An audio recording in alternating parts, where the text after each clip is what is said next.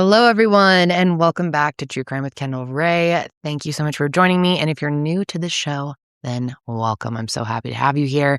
And man, I just realized that I am looking a lot like this polar bear. Do you see this, people? My son is huge. Not only that, I also have a Diet Coke. Anyway, you guys, the case that I'm going to be talking to you about today, I am beyond surprised that one, more people aren't talking about it, and two, that I had never heard of it. This case absolutely needs more coverage because we're going to be talking about the murder of Christine Holloway and the abduction of her 14-month-old daughter, who is still missing to this day. And there is a chance that she is out there somewhere. This case is just heartbreaking in every way. Absolutely devastating. And it's been 6 years since it occurred. And the fact that baby Vanessa is still out there, would no longer be a baby at this point, is really eerie to think about, but a very real possibility. And I just feel so badly for Christine's family, who still doesn't have answers about where Vanessa is. I really hope through this episode today we can offer their family some support. In fact, my team and I are going to be reaching out to their family and see if there's any way that we can help through my foundation, Higher Hope. And now let's go ahead and jump in. And I want to start, of course, by telling you more about Christine Marie Holloway, who was born on Halloween in 1976 to her parents, Deborah and Terry. She was the eldest of 5 siblings, and from a young age, she really developed a knack and passion for nurturing her brothers and her sister. Taking care of others just came easily to Christine, which actually led her to study psychology in college. And she was even the first person in her family to graduate with a college degree. Her loved ones say that she was definitely the golden child, and that she had the most contagious big belly laugh that you'd ever heard. And from what I was able to learn about her, it seems like there was really 2 main pillars in her life. That was family and faith. Christine was Catholic, and she was part of this group called the Columbiettes, which is a women's Catholic organization. And everyone said that she was as patient as a saint. They also all say that she would really do anything for anyone, especially anyone in her family. She was very close with all of them, especially her niece and nephew. Whenever she was off work, especially after work, she would go and spend time with them, and they would puzzle together. Christine was really into puzzling, so that was something they really enjoyed to do all together. And, it's these qualities about Christine that make it so fitting that Christine's job was at a childcare center. She worked at Bright Morning Star Childcare in Bridgeport, Connecticut, where she was known for being an attentive and reliable caregiver for the children that went there. And part of the reason that she worked there was also so that she could spend time with her own daughter when she was there. And her name, like I mentioned earlier, is Vanessa. Now, being a mom was something that Christine had always wished for. And in 2018, that wish came true when she and her boyfriend, Jose Morales, got pregnant with a baby girl. And from the moment that Vanessa was born, it was just obvious to everyone that Christine was destined to be a mom. And that was very evident in the way that she cared for her. Now, as for Vanessa's relationship with her dad, it's safe to say that they were a lot less close. Jose had 2 kids from a prior relationship, and they lived with him during the week at his mom and stepdad's house in New Haven, Connecticut. And then on the weekends, he would stay with Christine and Vanessa at her apartment in Ansonia, which is about a 30-minute drive. The 2 of them met on a dating app a few years prior to 2019, and as a couple, things were pretty turbulent from what I've read. And I'll dive more into that later. But right now, the most important thing to understand is that Christine and Vanessa were totally attached at the hip. And it's also important to know that Christine was really known for her reliability. So much so that when she didn't show up for work on December 2nd, 2019, her boss called the police and asked for a welfare check. The call to the Ansonia Police Department came in at about 1 p.m., and an officer was dispatched shortly thereafter. And for my audio-only listeners, Christine rented out a second-floor apartment of a third-car garage, and right away, the officer noticed that something was a bit strange because it had just snowed the night before, and temperatures were still incredibly low, Yet he could see that 2 of her windows were open, a skylight window as well as a bay window. Yet when he knocked on the door, nobody answered. And there were no sounds coming from inside the house either. And in these winter conditions, the open windows definitely made him wonder and worry. However, because there was no reasonable suspicion, the officer left. And meanwhile, Christine's family also got word that something may have been wrong. Her boss, Rosie, had contacted one of her brothers and her brother's girlfriend, Jody, about the fact that she didn't show up to work. And because they lived nearby, Jody went over there herself to see if Christine was home. And at first, she did see fresh footprints in the snow, which made her wonder if someone had been there. But nobody came to the door, and she didn't hear the sound of anyone behind the door or Vanessa crying or anything like that. So her next thought was maybe they were just still over at Jose's mom's house because they were there for Thanksgiving. So she goes over there. But when she gets there, Jose acted like he didn't know anything about Christine not showing up for work. All he told her was that he saw them that morning around 7 a.m. as she and Vanessa left the house. So Jody's reaction was to call the local hospitals, thinking maybe they had been in an accident. And when that didn't pan out, she ended up just calling the police department to explain their concerns. And of course, we know that a welfare check had already taken place, but thankfully, when they pushed for more to be done, they listened. In fact, after learning from Jody that Christine often spent her weekends with Jose at his mom's house where they lived, they decided to give him a call on a recorded line. I have a girl here that's saying that she's the sister of Christina Holloway. All right. Is that Christina your girlfriend? Yeah. Okay. She's saying that she couldn't contact her all day today. She said that she talked to you today and that you said you saw her leave this morning. I saw her leave early in the morning to go to work. That's about it. Who is she with when she left? 24th Street. Is that your baby as well? Yes. But Jose quickly changed his story. He goes on to say that he had only ever spoken to her on the phone and that the last time he had actually laid eyes on her was Friday afternoon. Oh, then you guys both left her house together this morning? No, I talked to her. Okay, so you talked to her this morning? Yeah. At 7 o'clock when she was leaving for work? Yes. Okay. When's the last time you saw her then? Friday. To find her because everybody's concerned because they haven't talked to her. We're more concerned about your daughter. Your daughter. How old's your daughter? She's 1 year old. Okay. What does she drive? Mazda Protege 2002. 2002 Mazda Protege. What color is it? It's gold. Gold. Yeah. Who has the Ford Fusion? Do you know, or the Ford Focus? No, I don't know. Does she have another car, a black car? No, not that I know. Nothing you know of.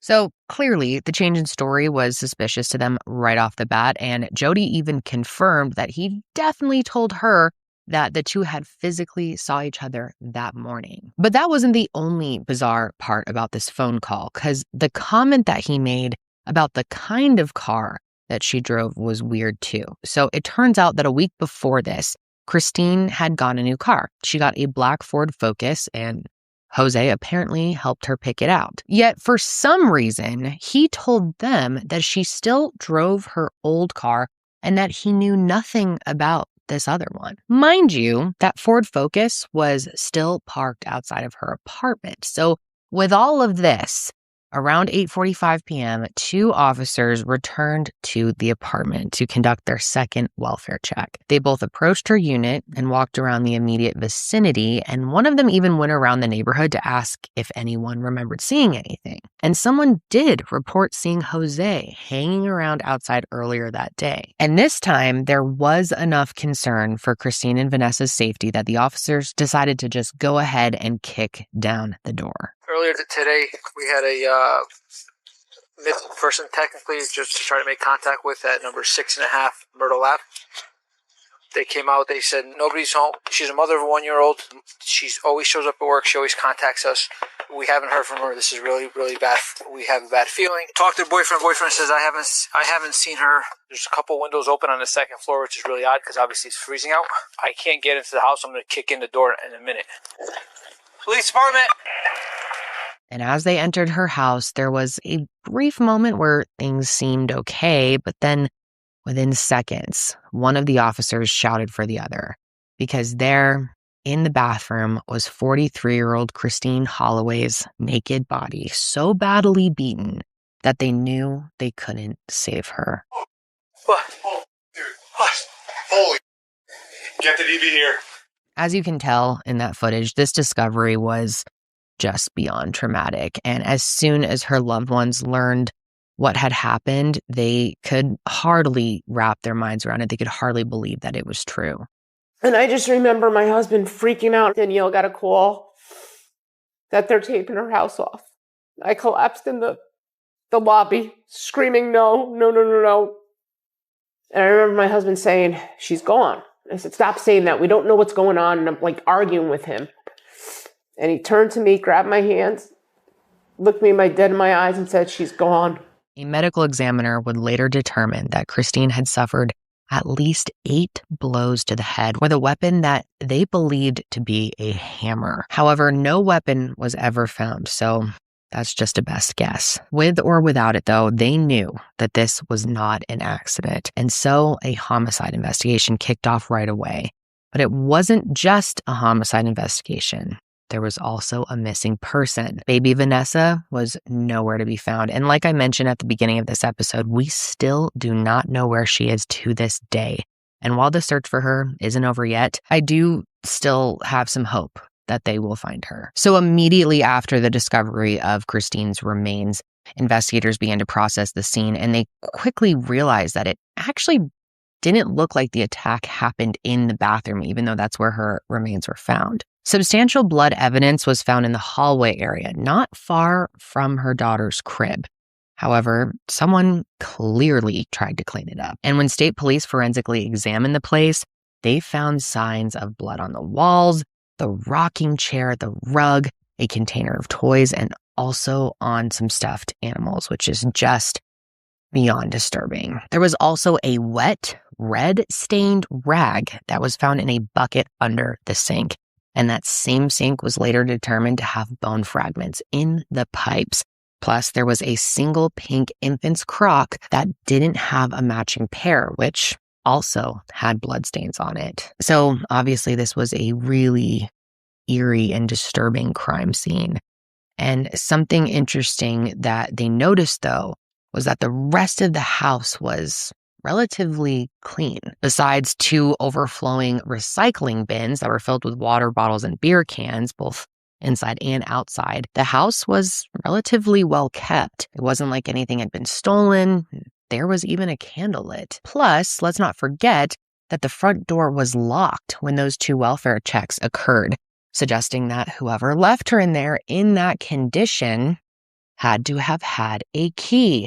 And I'm sure you can see where this is going, but Jose, of course, quickly became someone that they wanted to speak to immediately. And so early the following morning, on Tuesday, December 3rd, he was picked up at his parents' house, and he voluntarily came into the police station for an interview. And the strategy here was to not let Jose know that they knew Christine had been killed. They basically said they wanted his help to find her and Vanessa because both of them were missing. And honestly, he sounds pretty incoherent during the interview, but I thought it was important to play some of it so you guys can hear how it went down.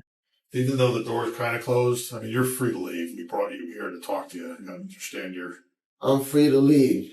Where am I going to walk all the way home? No, we'll give you a ride. I'm just saying you're not held captive here. I'm not like... You're so not what I came here for? To talk to you. About what? We're trying to find Christine and your kid. All right, that's exactly what I've been trying to call her too. So that... We're on the same page. Okay, good. I'd rather have it that way. When's the last time you talked to her? I talked to her, I think it was Monday morning when she was going to work. So that was yesterday morning, Monday. Yeah. About what time? Early in the morning. Okay. So that was talking on the phone or in person? On the phone. Did she say anything? Was there a problem? Was there any kind of issue? No argue. Huh? Did you hear anything in the background? Yeah, nothing. She didn't sound like she was having any problems? Did she sound different? Well, it was super fast. It's like she couldn't be on the phone. But just giving you short answers and trying Like, quick, like, I probably spoke to her for less than a minute, probably. Quick. And that's not normal? That's not normal. Well, it is and it isn't, because sometimes we, for a while, sometimes it was early in the morning, so. The fact that this man even remotely tried to say that he wanted to help find them is such a massive load of shit. I learned that during the 38-minute drive to the police station, this guy, not once, not a single time, did he ask about his daughter. Instead, he was talking about how nice the squad car was and how he lived a sober lifestyle. Just listen to this. We want to find a 1-year-old, and we need your help. I want to find her too. Well, we need your help. That's the only reason we brought you here. I mean, because if someone came to my house and said, Vanessa's missing, and it's my 1-year-old daughter. I'm worried. That's why I keep trying to call my kids. The whole right here, you talked about everything but her. The whole right here, you didn't talk about a 1-year-old daughter that's missing. I don't get that. That's my daughter. Yeah, we want to find her. All right. And the only reason you're here is to find her. Is to help us find her. All right, so let's find her. So where is she? I don't know. His concern was so opposite of genuine. It's very obvious to anyone, I think, that sees this footage. And you could tell that the investigators felt the exact same way. So they decided to question him about the timeline of the weekend. But he stuck to his story about seeing her that previous Friday afternoon. Did you stay over there this weekend? No. You didn't stay over there this weekend? No. Do you normally stay over there during the weekend? Sometimes I do, yeah. Not normally, but sometimes I stay over. All right. So when's the last time you saw her in person? Friday. And where was that?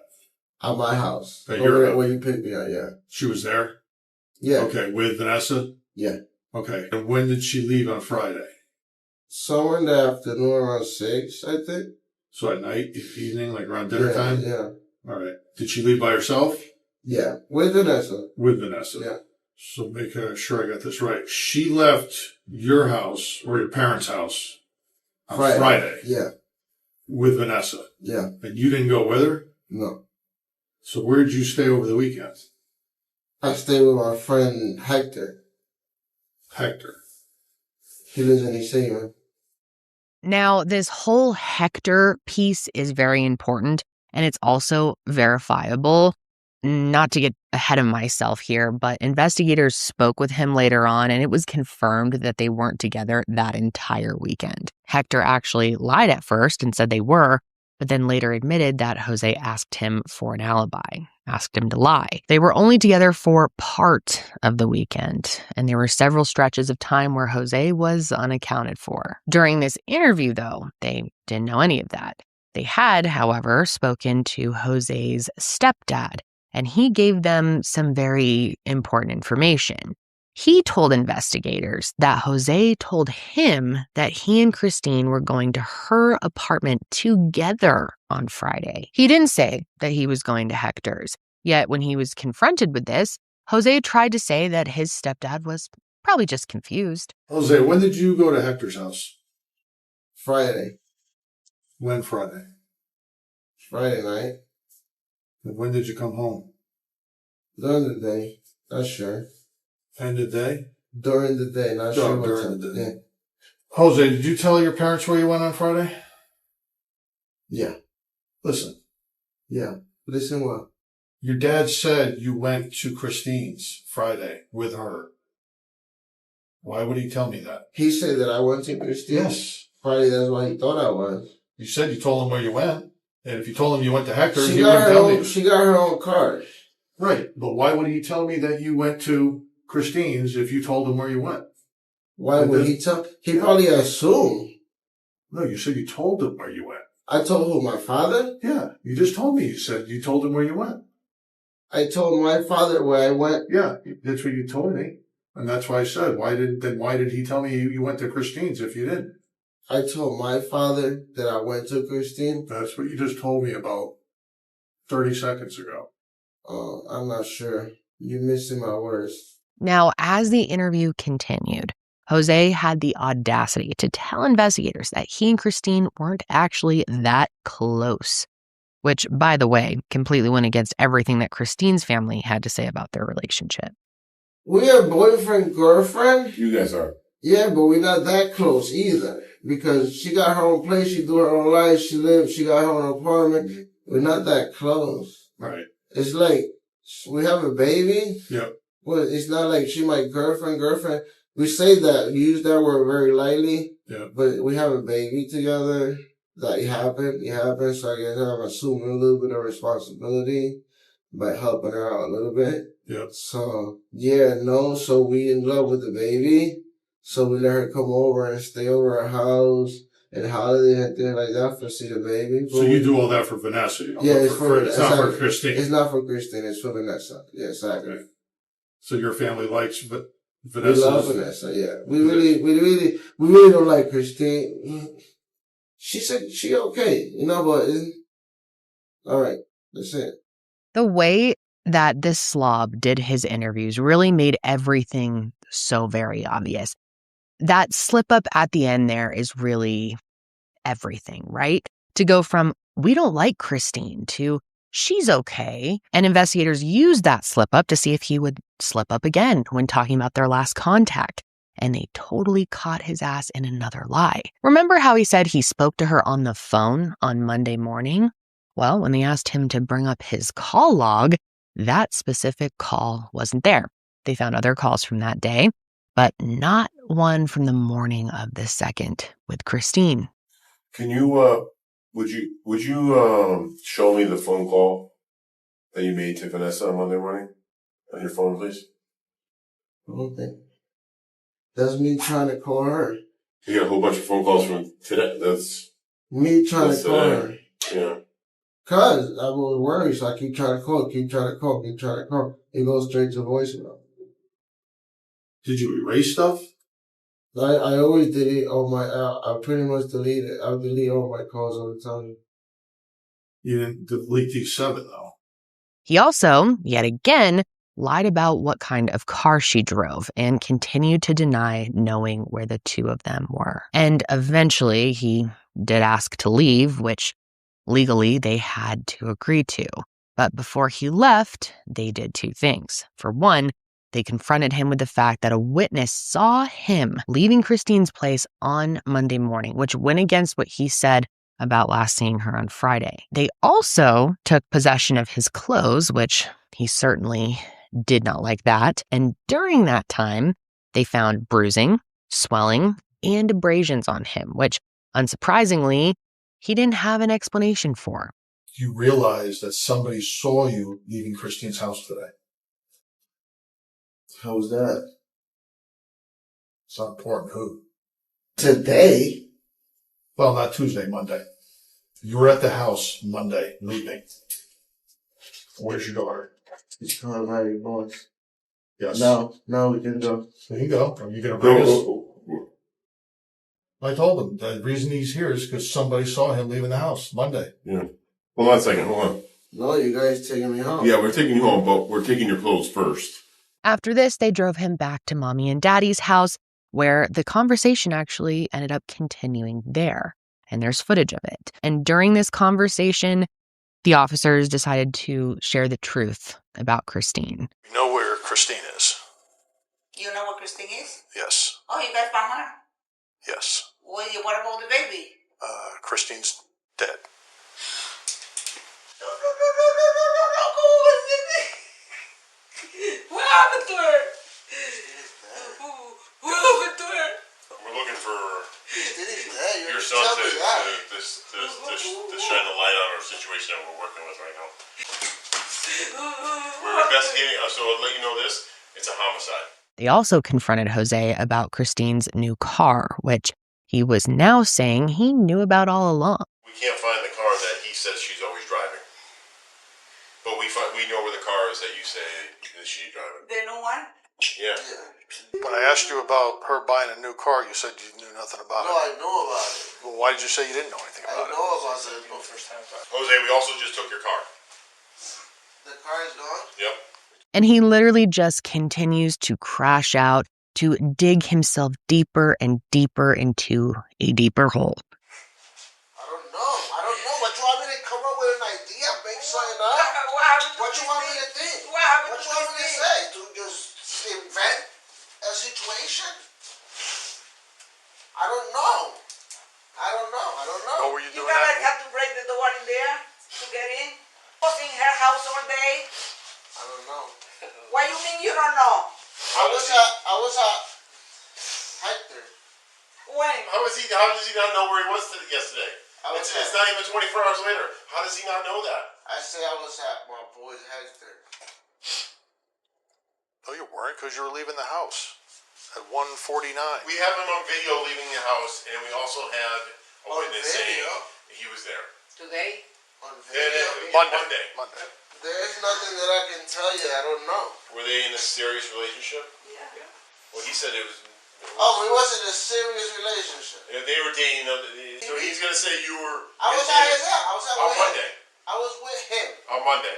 The weekend. No, Monday. Well, you just said you were with Hector on Monday. You said I don't I was- remember what I was listen, doing on Monday. I was You with said, now Hector I'm on with the Hector. weekend. The weekend. What about Monday? They're asking about Monday. Listen, you don't have to answer, and you are putting up a lot of walls.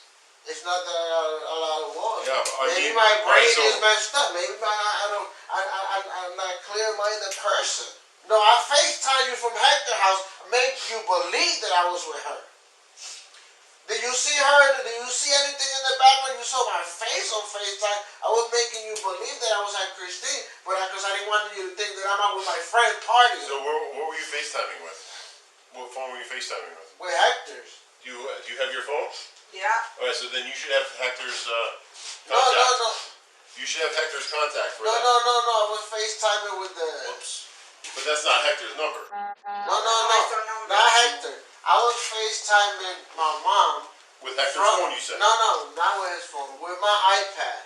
With Isaac's iPad. So obviously, that iPad was taken in to be examined, as well as both of his cell phones.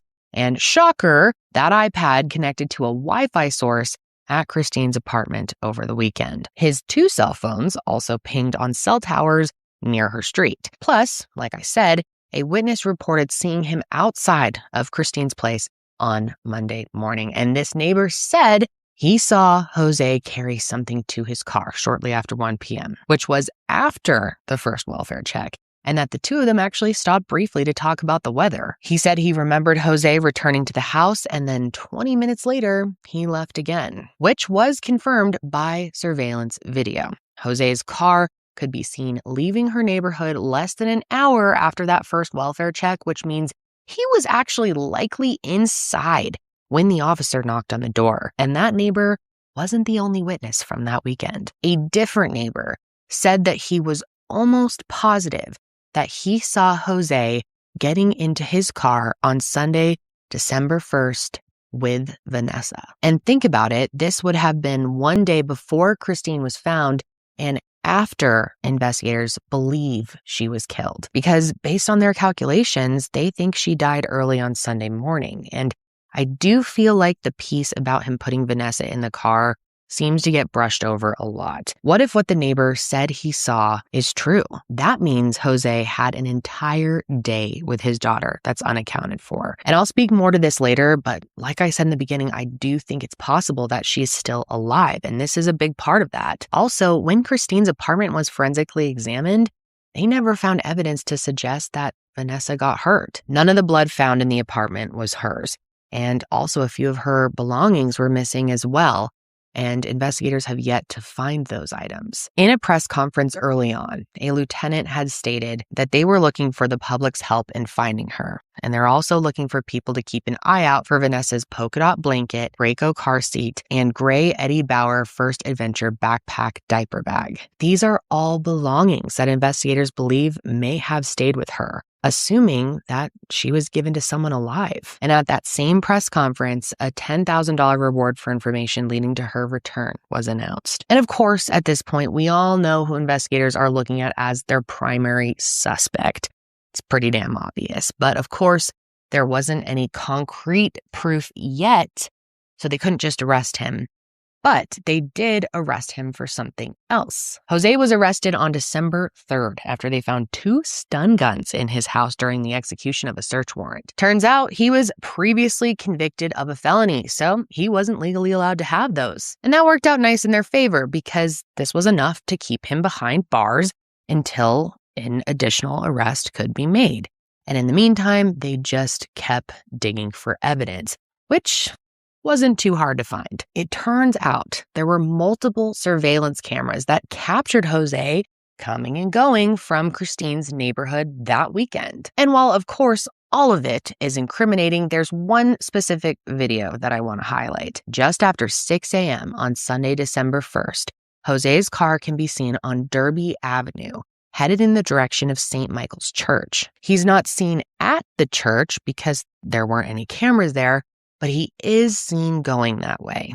And then, about 15 minutes later, he drives back towards Christine's apartment and is seen stopping at a gas station where he attempts to buy cigarettes, but his card declined. Here's why that matters. On December 5th, investigators got this bizarre phone call from an employee of a nonprofit. It's called Kiducation, and they happen to have a donation bin set up at St. Michael's Church. And the caller tells investigators that while one of her employees was going through the bins, she found several items with blood-like stains on them. And she also found some mail, which was addressed to Christine Holloway. And when she Googled the name, she saw that she had been recently murdered, and she realized she needed to call the police. Isn't that insane? And I just have to say how amazing it is that she actually called, because I feel like we're living in a time where a lot of people would be like, not my business, not my problem, or wouldn't have even taken extra time to Google her name or really look much more at it. Maybe just have tossed it aside. I just thought it was really cool that she actually made that call, and crucial to this case. And within 5 minutes of making that call, a team of officers showed up, and man, they found a lot. They found blood-stained children's clothes, toys, pillows, a towel, books, male clothing in Jose's 3XL size, and female adult clothing, as well as a single pink children's crock. And I'm sure a lot of you have already figured it out. That was the matching pair to the single crock that was found at Christine's apartment, the one that had blood on it. And when these items were tested, it was confirmed that the substance was blood and that it was a match to Christine. They also matched her DNA to bloody towels found in Jose's shower, and after processing his car, they confirmed that her DNA was on a large black contractor's trash bag located in his trunk, as well as in other areas inside the vehicle. Even his shoes had a quote, tissue-like material on them that they linked back to her. Plus, and this is really upsetting to think about, but when they found Christine's body, she actually had some hair in her hand, almost like she had tried to fight off her attacker. And when they tested that hair, who did it belong to? Jose. So the truth was just impossible to ignore by this point, and the discoveries didn't end there. It turns out that back on December 1st, a man had placed a 911 call to the Ansonia Police Department. The call came in around 2 a.m. and, spoiler, it came in from Jose's phone, which pinged at a tower not far from Christine's apartment. And on that call, he can be heard slurring his words, of course, saying Myrtle Avenue, which is the street that her apartment was on. He didn't give a specific address, though, and he really can't be heard saying much else. But when investigators listened to the audio closely, they did hear a woman's voice in the background saying, "Stop, hang up, who are you calling?"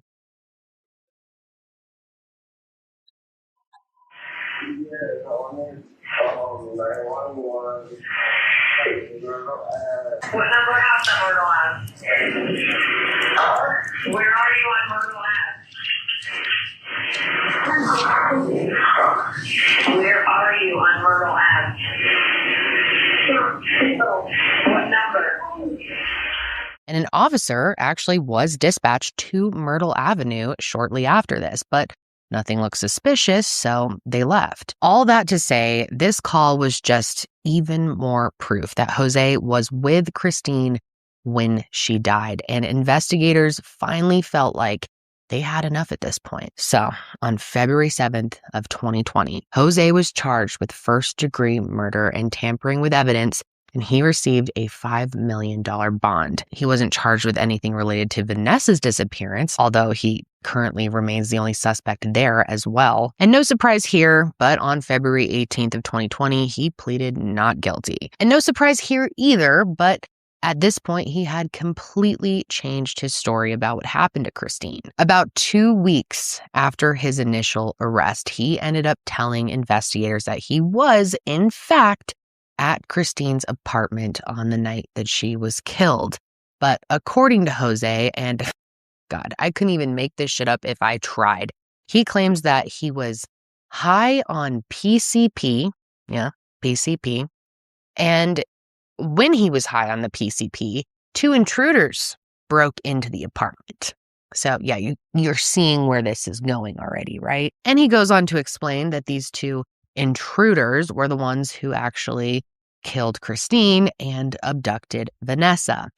That's right, you guys. He told them this crazy story about being high on, quote, angel dust, and how after they broke into the house, one of the men knocked him out, so he wasn't able to protect the girls. And there is more to his tale, which I will get to in a minute. But yeah, isn't that crazy?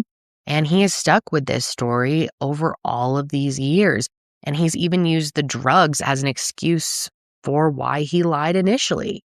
He actually told investigators that the drugs made it so he couldn't remember what happened. But as the effects wore off, he started to piece it together. I'm sure all of you agree that this is a load of shit. It doesn't even make sense, not even how drugs like this work.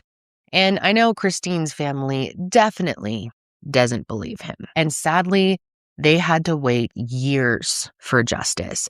Despite his arrest in 2020, Jose didn't go to trial until April of 2025.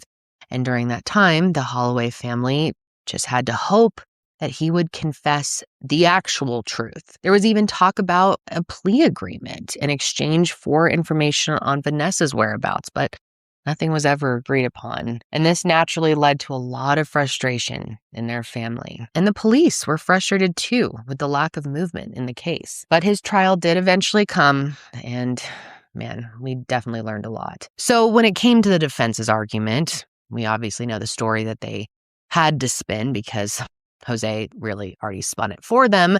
They had to argue that Jose was high on PCP when these 2 strange men came into the apartment and they were responsible for the abduction and the murder of Christine. The prosecution, on the other hand, they didn't believe that he was on drugs at all. They argued that there was no evidence to suggest that he took any, and that the only evidence of intoxication at all came from the alcohol that they found in those recycling bins. And FYI, because I'm sure some of you are wondering, the toxicology report showed that Christine had no alcohol in her system at the time of her death, suggesting that Jose was likely the person who had consumed it all. Drunk or not, though, the prosecution argued that he was an abusive boyfriend, and ultimately that a domestic dispute resulted in her murder. They pointed to text messages between the 2 where he was clearly controlling and manipulative, with the hope that the jury would see Jose for the monster that he is. And as each witness took the stand, the truth got clearer and clearer. In the first few days, there was just a lot of basic testimony setting the scene and going over the evidence, things like that.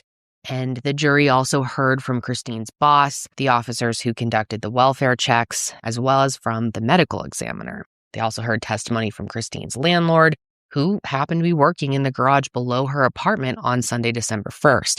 And he spoke about the loud noises he remembered hearing coming from her unit. Apparently, it sounded like someone was moving furniture, which the prosecution believed was when Jose was moving her body to the bathroom and cleaning up the scene. There was also testimony from Christine's neighbor who claimed that he saw Jose outside of her apartment that day as well. But truth be told, at the end of the day, The state didn't necessarily need witnesses or even cell phone data to convince the jury that he was there. I mean, we already know that he admitted to being inside.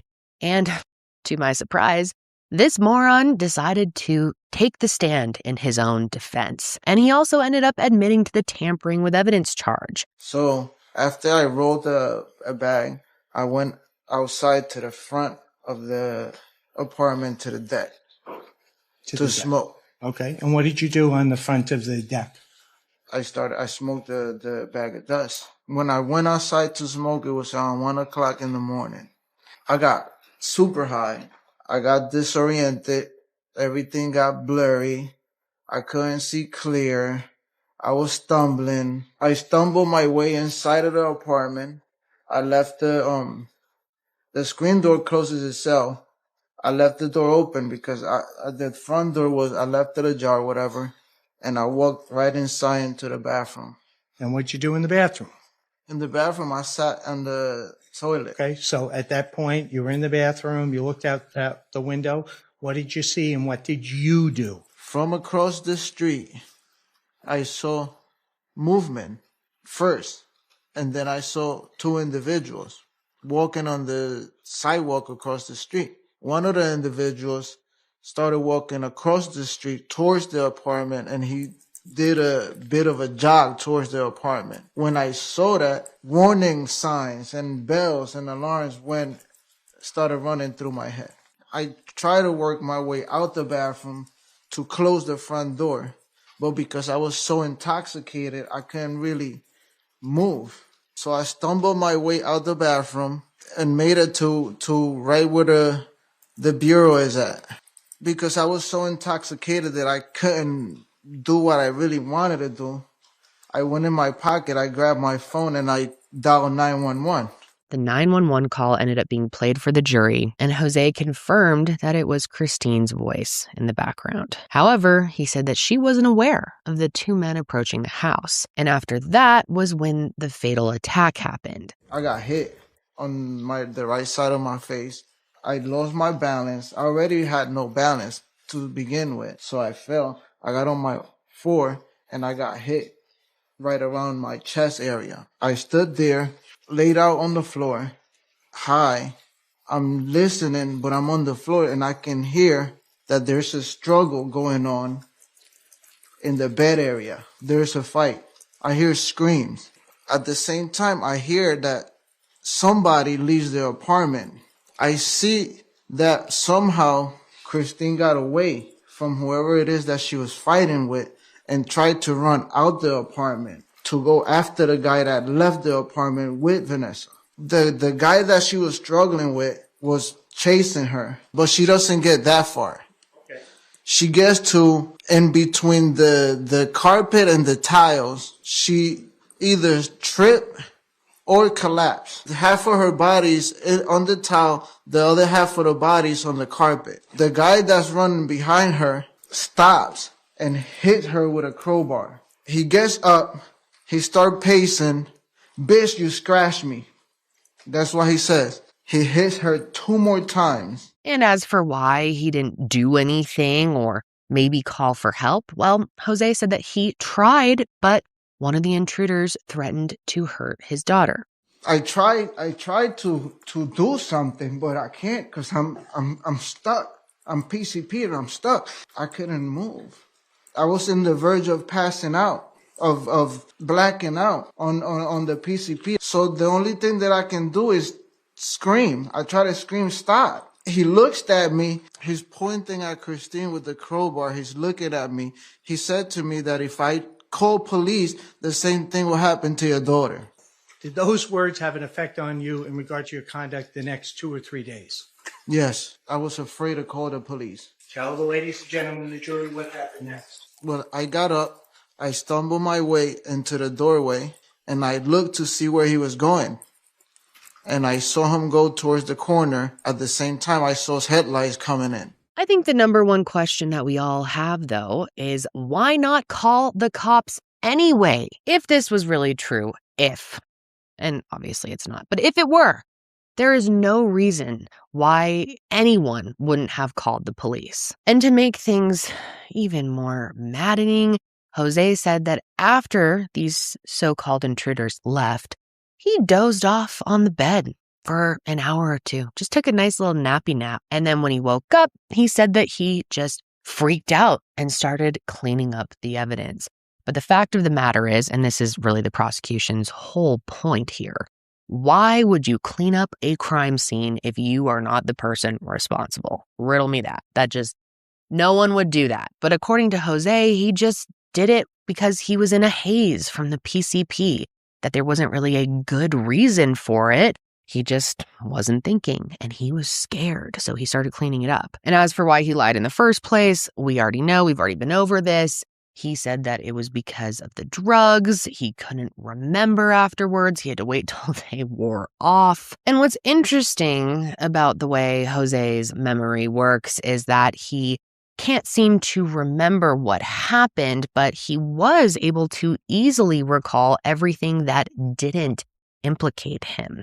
And his defense attorney really, really tried to sell it. I mean, they gave it a good, honest try. And in the end, they argued that there just wasn't any evidence linking Jose to the murder itself. Sure, he cleaned up the crime scene, but that was it, according to them. They said there was a lack of intent, no murder weapon, and questionable evidence pointing to his responsibility. In fact, foreign DNA was found under her fingernails, and it wasn't a match to Jose. Plus, I guess surveillance footage captured a car leaving her neighborhood in the early morning hours after her murder, and that car wasn't Jose's, and they claimed that that was the car of the intruders. And lastly, the defense really emphasized that 911 call he made. In their eyes, why would someone call 911 before committing a homicide? And yes, I will say that part is strange, but Jose is strange, and I'm sure there is a reason that makes sense for that 911 call being placed. And I think it's really important that at the end of the day here,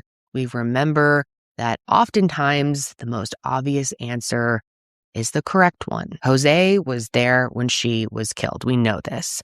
He admitted to disposing evidence, and there was a documented history of his control and manipulation over Christine. He literally admitted to dragging her body from the hallway to the bathroom, undressing her, yet we're supposed to believe he didn't also kill her, not to mention the fact that he was coherent enough to drive to go buy cigarettes, but supposedly not coherent enough to call the police. I mean, come on, who is buying that shit? Also, let's not forget that Jose came and went from her apartment multiple times on that Sunday, and he could have gone to the police any number of times, and yet he didn't.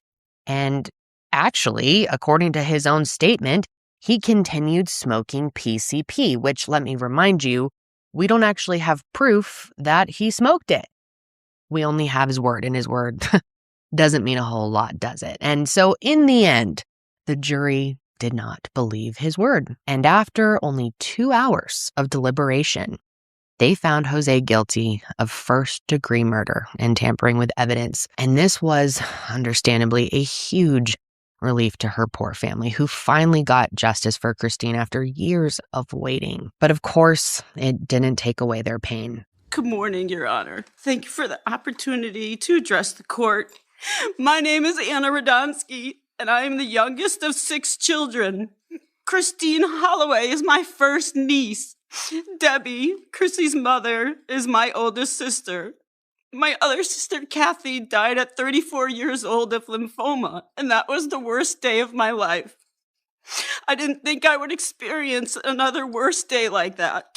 However, my beautiful, brilliant, kind, caring, spiritual niece was brutally murdered on 12/2/2019. How does one even begin to start to tell how this has affected my life as well as our family and friends? I would like to start with some background about Chrissy. She loved children, she loved her job, and taking care of so many adorable children at the daycare where she was employed. She was passionate and full of love. They say the worst pain is a mother losing their child. I watched my mom suffer through the loss of my sister, 34 years old, And now I watch my other sisters suffer through that same loss without Christy. And then some, with Vanessa still missing. In preparation for Chrissy's funeral, our family tackled it as a team. We each had a job to do, and my task was to go to the Gates of Heaven Cemetery and make the arrangements.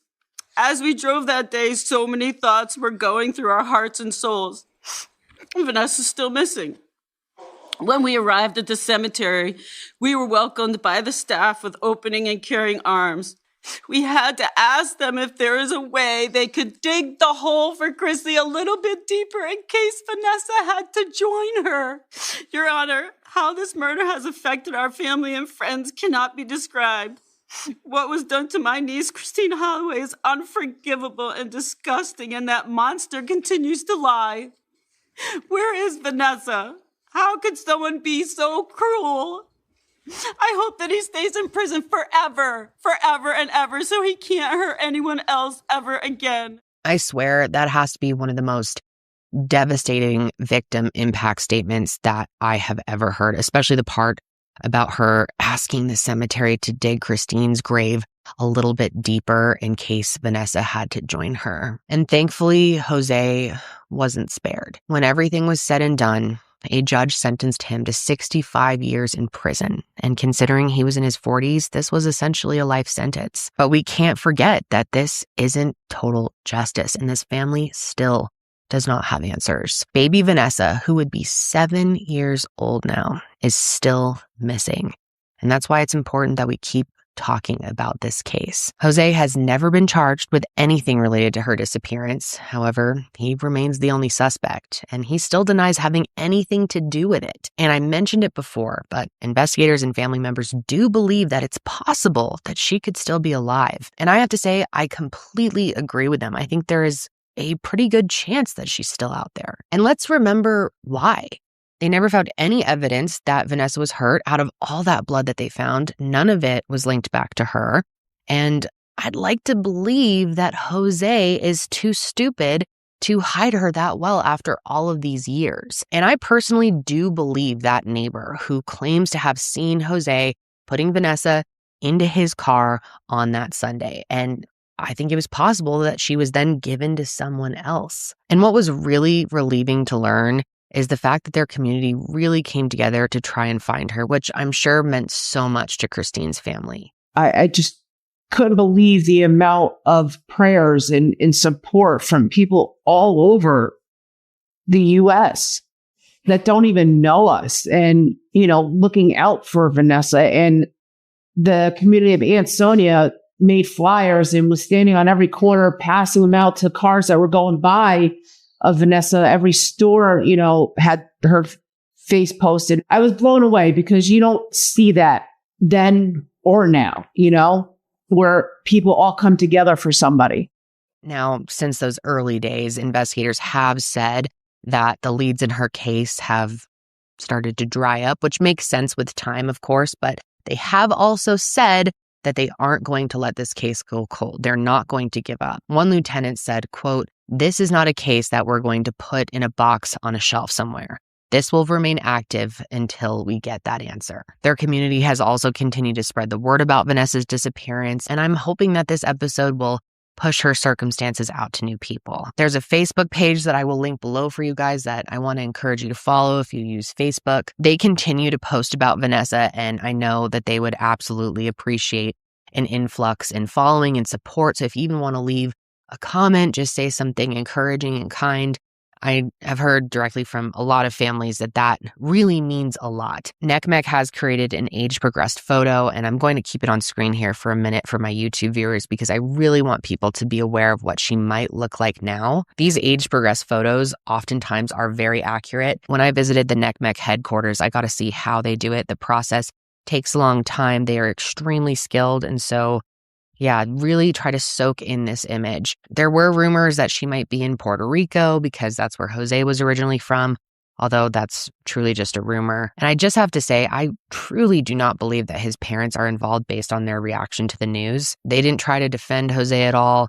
I really appreciate that. And as for Christine's loved ones, they believe Jose is fully aware of where Vanessa is, but don't have any leverage on him to get him to give that information up. And unfortunately, he really doesn't peg me as the type of guy who's going to suddenly develop a conscience and give her family those answers just because. I know they won't stop looking for her though, and if anyone out there knows anything, the $10,000 reward still exists. Like I said, I do plan on reaching out to their family to connect about getting them a hope grant, and maybe there's something we can collectively do to help. So if you want any updates on that, you can always follow Higher Hope's Instagram at higherhope.org. And lastly, before I go, I want to share that tips can be made anonymously via a link that I'll share in the description box and show notes of this episode. And you can also call the Ansonia Police Department at 203-735-1885 or NCMEC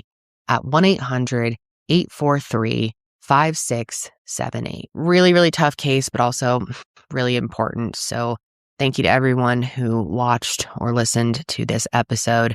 I know that their family probably really appreciates you all taking the time to hear about Vanessa and Christine's story. That is going to be it for me this week, you guys.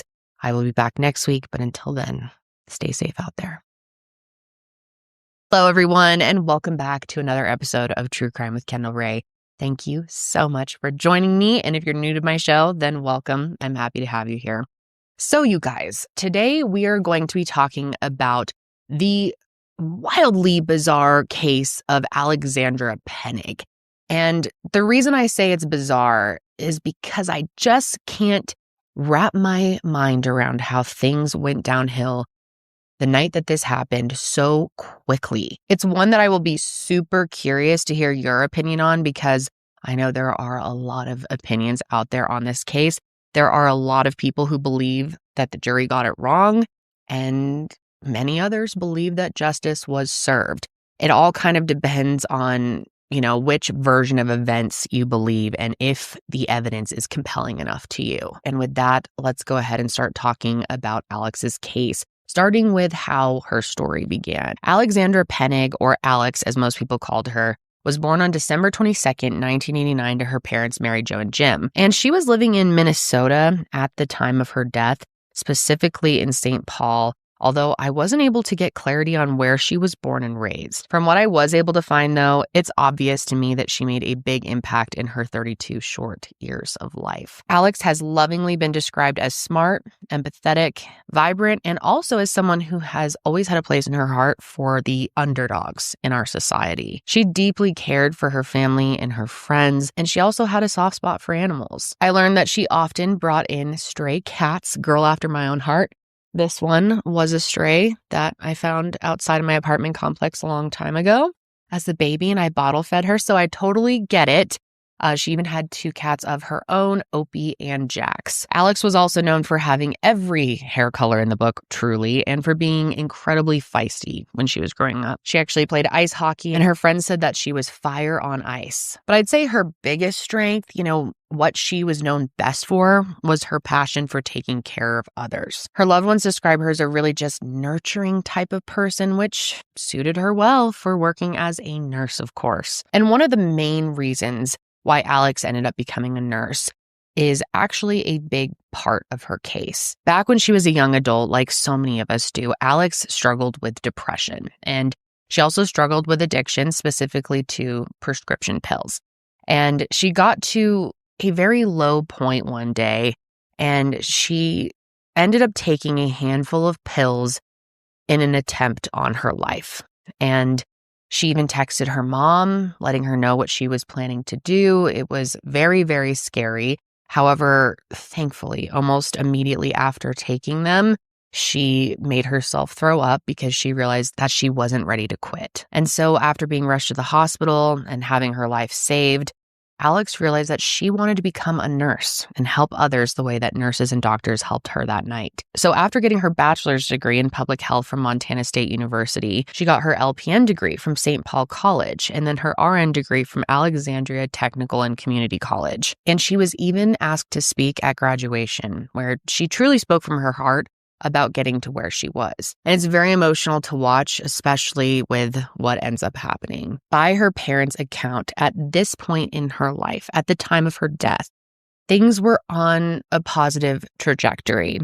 In fact, on the evening of December 15th, 2022, she and her mom were texting, and her mom, Mary Jo, says everything seemed completely fine, nothing out of the ordinary. But in the early morning hours of the 16th, everything changed and everything went downhill, like I said, so fast. At 2:50 a.m., St. Paul police dispatchers responded to a 911 call from someone reporting that his friend, Alex Pennig, had just shot herself in her apartment. How can I help you? I got a girl who shot herself in the head. Where's the gun? Where's the gun?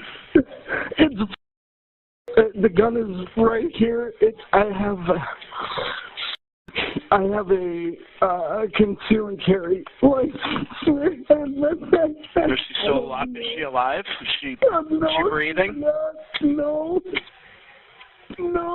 All units were immediately sent to her building, and they were met and escorted to her apartment by Matthew Ecker. Now, Matthew was Alex's friend, and he led them from the lobby to the elevator and then finally to her bathroom, which was just to the right of the front door. Unfortunately, though, there was nothing that they could do to save her. Alex was found lying face up with her left hand covering a gun, which was resting on the left side of her shoulder area. She had suffered a gunshot wound to her left temple, and at first glance, it did appear as though her injury was self-inflicted. Neighbors were spoken to, and no one remembered hearing anything, which kind of blows my mind, especially in an apartment complex. But they had to go completely off Matthew's recollection of the events that night. And he gave them his version of events right there in the hallway of her building. And this conversation was captured on body cam, so you'll be able to see it for yourself. And at first, he appears to be too emotional to really explain what happened. But after catching his breath,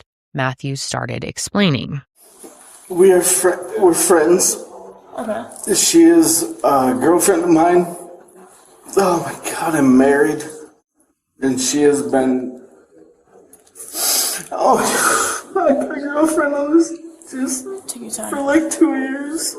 And I'm a terrible person for that. And we went to a bar. Today? Yep. Okay. What's the bar?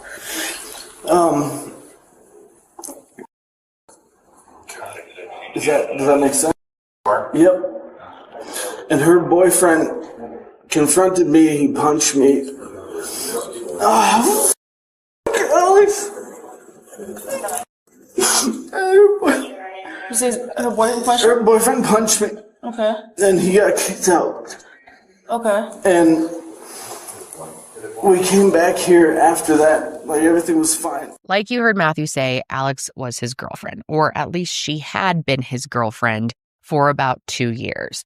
He was married, and he and his wife had 4 kids, and yes, the two of them dated while he was married. And just like Alex, Matthew was also a nurse. The two of them had actually met in 2020 while working at the same walk-in clinic. And from what I was able to gather, it sounds like the two of them had broken up at some point, but chose to remain friends. So anyway, Matthew loosely explained their dynamic, and then he started to describe what had happened that night. He said they went to a bar called Camp, and then they ran into Alex's current boyfriend, who he says punched him. He then goes on to explain that the reason they were even together that night was because Alex called him saying that she was afraid that her current boyfriend, Shane Anderson, was going to hurt her after a fight they had just gotten into. And it's important to note that Matthew lived 3 hours away, and he was also headed into work when she called. But he cared so much for Alex, he decided to drop everything and wanted to be there for her because he wanted to, quote, help her feel safe. After coming home from the bar, though, Matthew says that she took his gun out of his suitcase, which, side note, he brought with him as protection against Shane. He then says she removes it from the holster, then proceeded to walk backwards towards the bathroom. He claims she told him not to come any closer or she would shoot, and then she locked herself inside the bathroom, which is where he says she fired the weapon. He then went on to say that he broke down the door to get to her when he heard the gun going off, but it was too late. And so I came here to help her feel safe. I'm sorry, I kind of interjecting, and I know you've been talking to this officer. But she locked herself in the bathroom? Yeah, she did. How did you get into this? I broke it. I just slammed into the door after I heard the shot. Now, some context to this is important, okay? So according to sources, Matthew did have his license to carry, and it wasn't unusual for him to carry his weapon. He had it on him a lot of the time, it sounds like. However, it was obvious to him when he got to Alex around 2 p.m. that she wasn't in immediate danger. Whatever fight that she had supposedly gotten into with Shane was over, and he was no longer there. But since he had already made the long drive, Matthew says they decided to continue to hang out, and eventually they ended up at camp, that bar, which is where they run into Shane. And Matthew was not lying about what happened at the bar. He certainly got punched by Shane.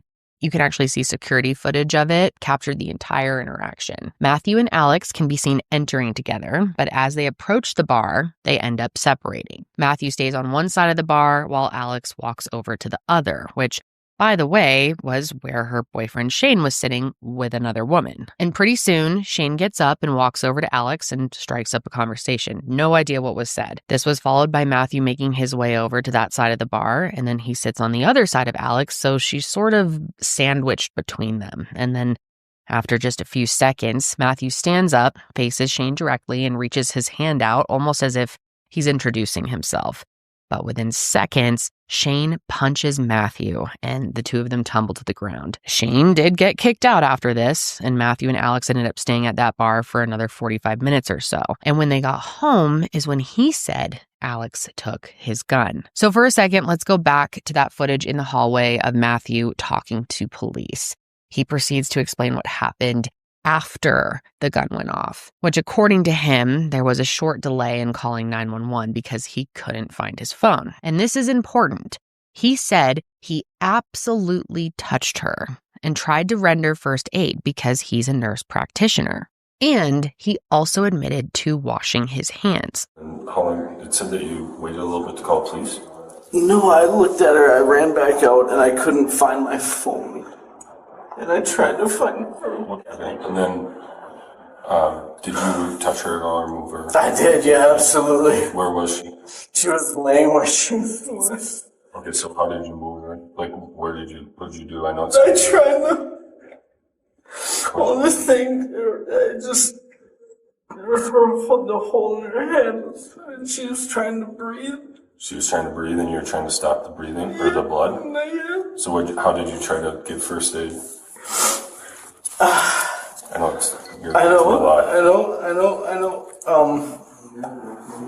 I'm an NP. Okay. I work in an emergency department.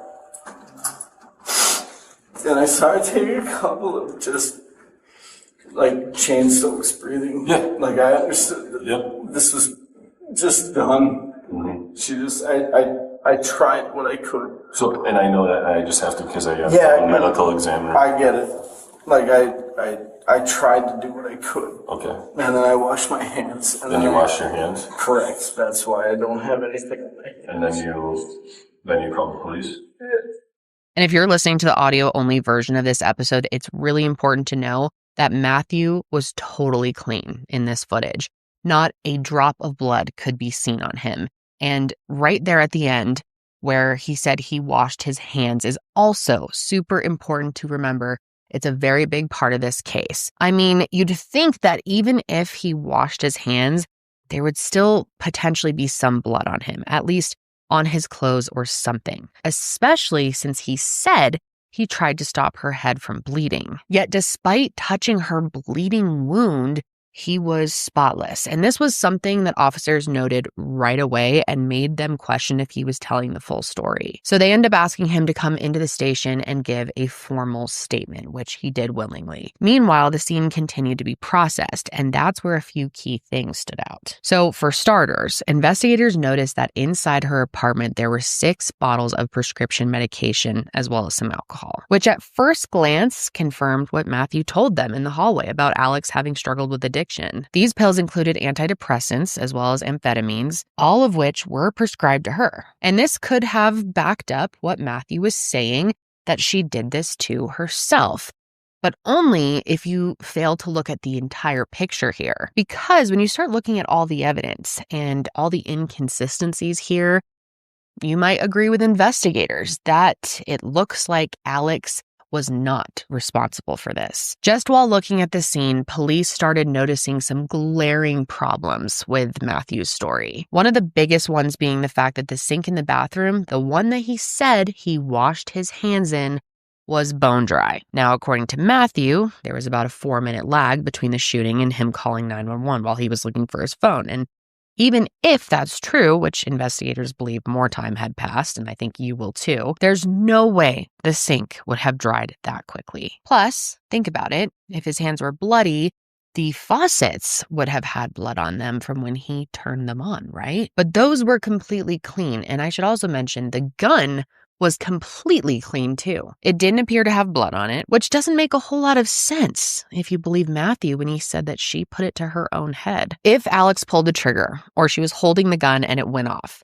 either way, there would be blood spatter on that gun, no doubt. And then of course there was blood around her body, and that already started to dry, which tells investigators that that gun went off a lot earlier than Matthew claimed. And then we also have to go over the fact that investigators noticed that the position of Alex's body did not match Matthew's story. And if you're watching this episode, you'll be able to see this visual here, which will really help. But for my audio listeners, you really gotta try your best to picture this.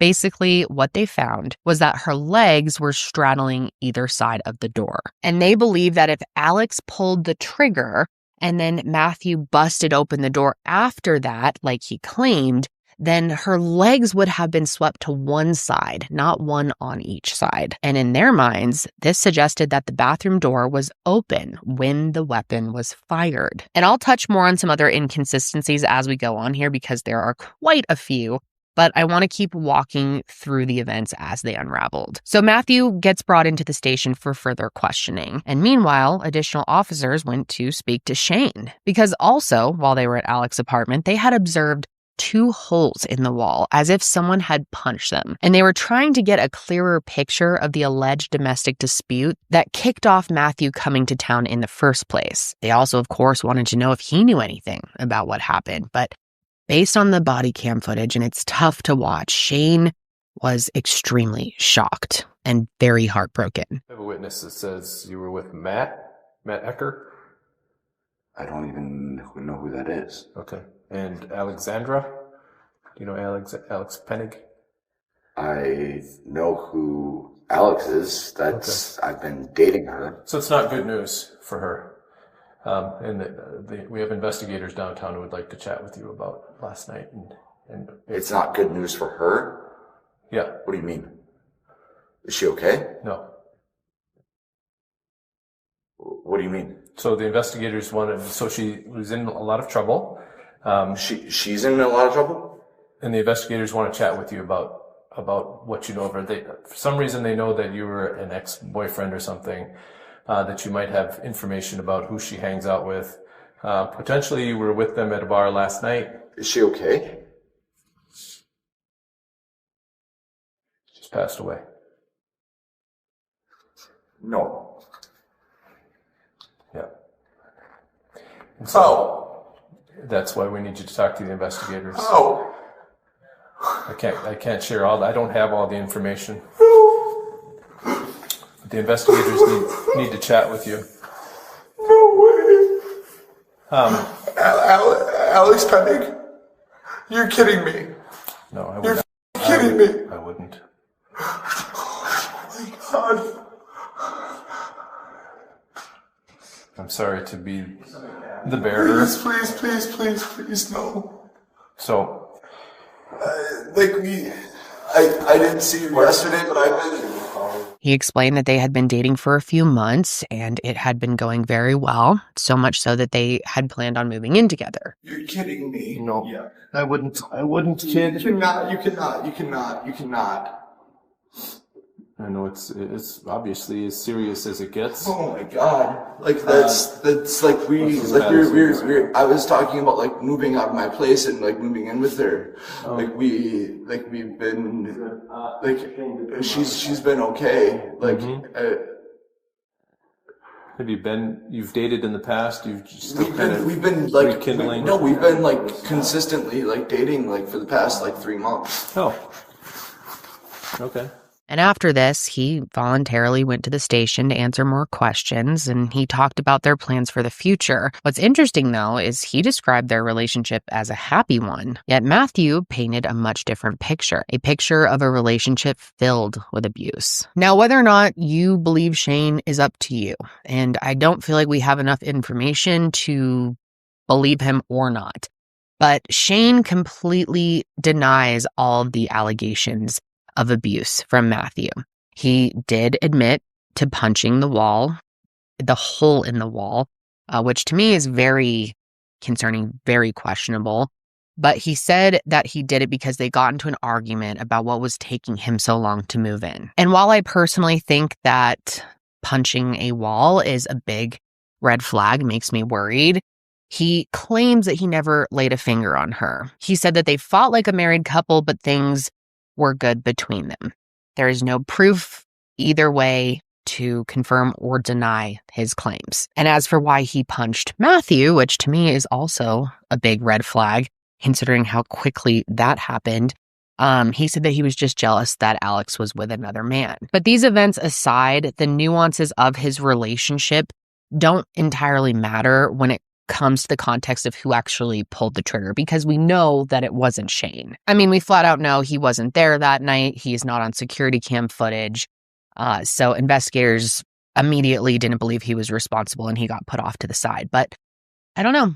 Their relationship, they could have had a horrible relationship for all we know, or it could have been a good one.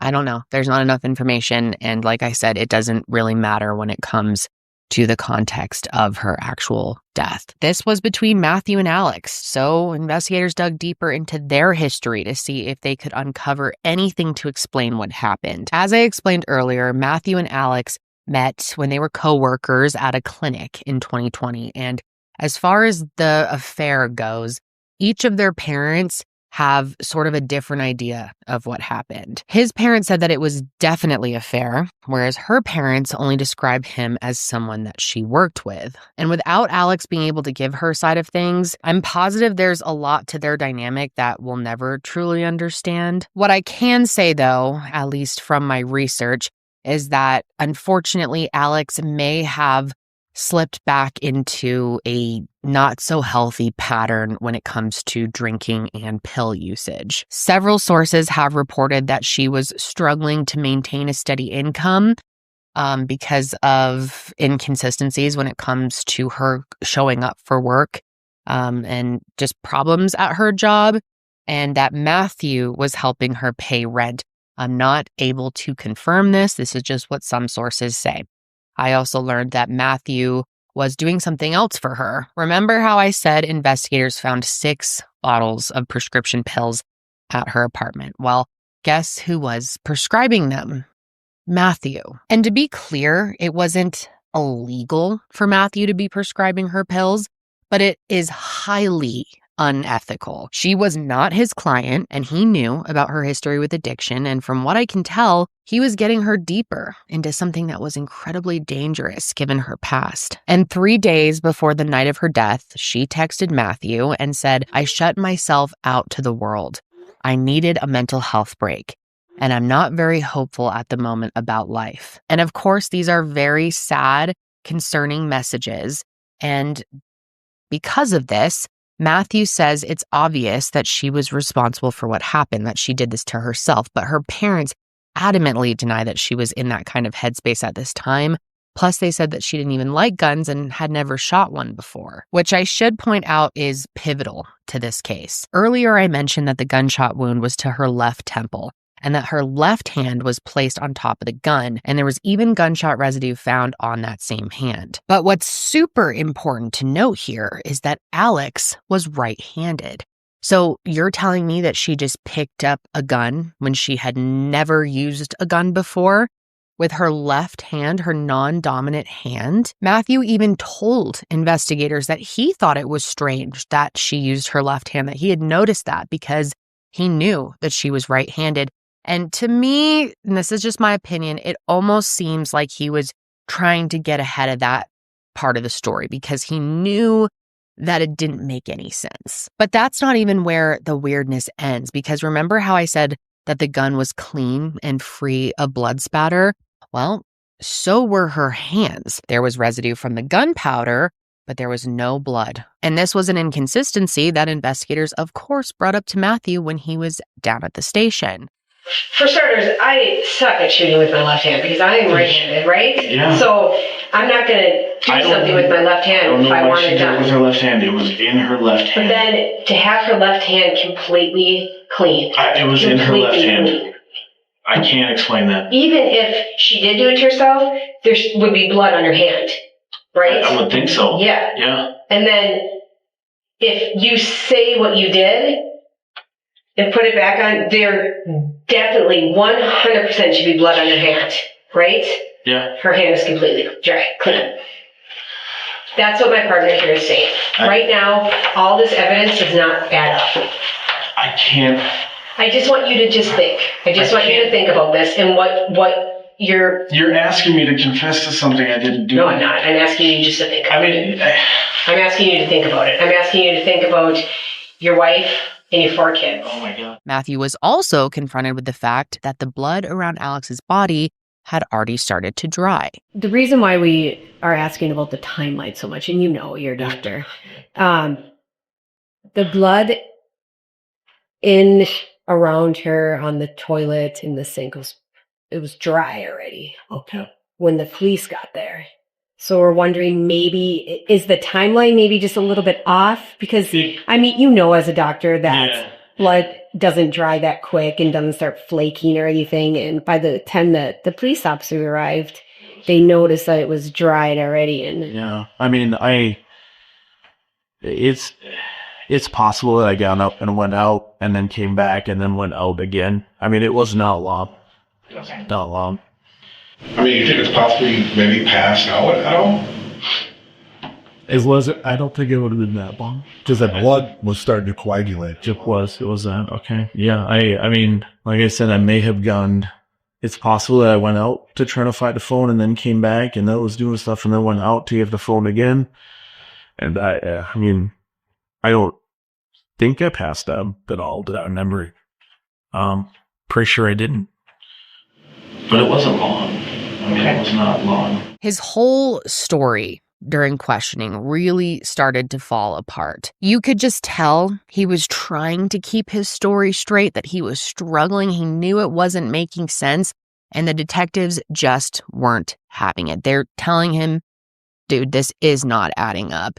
And eventually they just decided they were going to leave the room, and they told him to think about everything one last time and see if maybe he would change his story, that they would come back and ask him once again. And guess what? He did change his story. After almost 2 hours in questioning, Matthew admitted that he moved the gun, which is the only thing that makes sense, of course. And he stands by the fact that she was the shooter, but he now claimed that he panicked and moved the gun after it all happened. Since the weapon belonged to him, Matthew said he was worried that he would get in trouble. And rather than leave the evidence as is, he said he moved it to his suitcase only to panic again and put it back in the bathroom on her shoulder. He swears he didn't clean the gun though, which makes no sense because it was clean when it was found. Now, I just want to insert my own personal thoughts here. I kind of think that he was planning on fleeing because remember, they were drinking that night. I don't think he thought this through at all.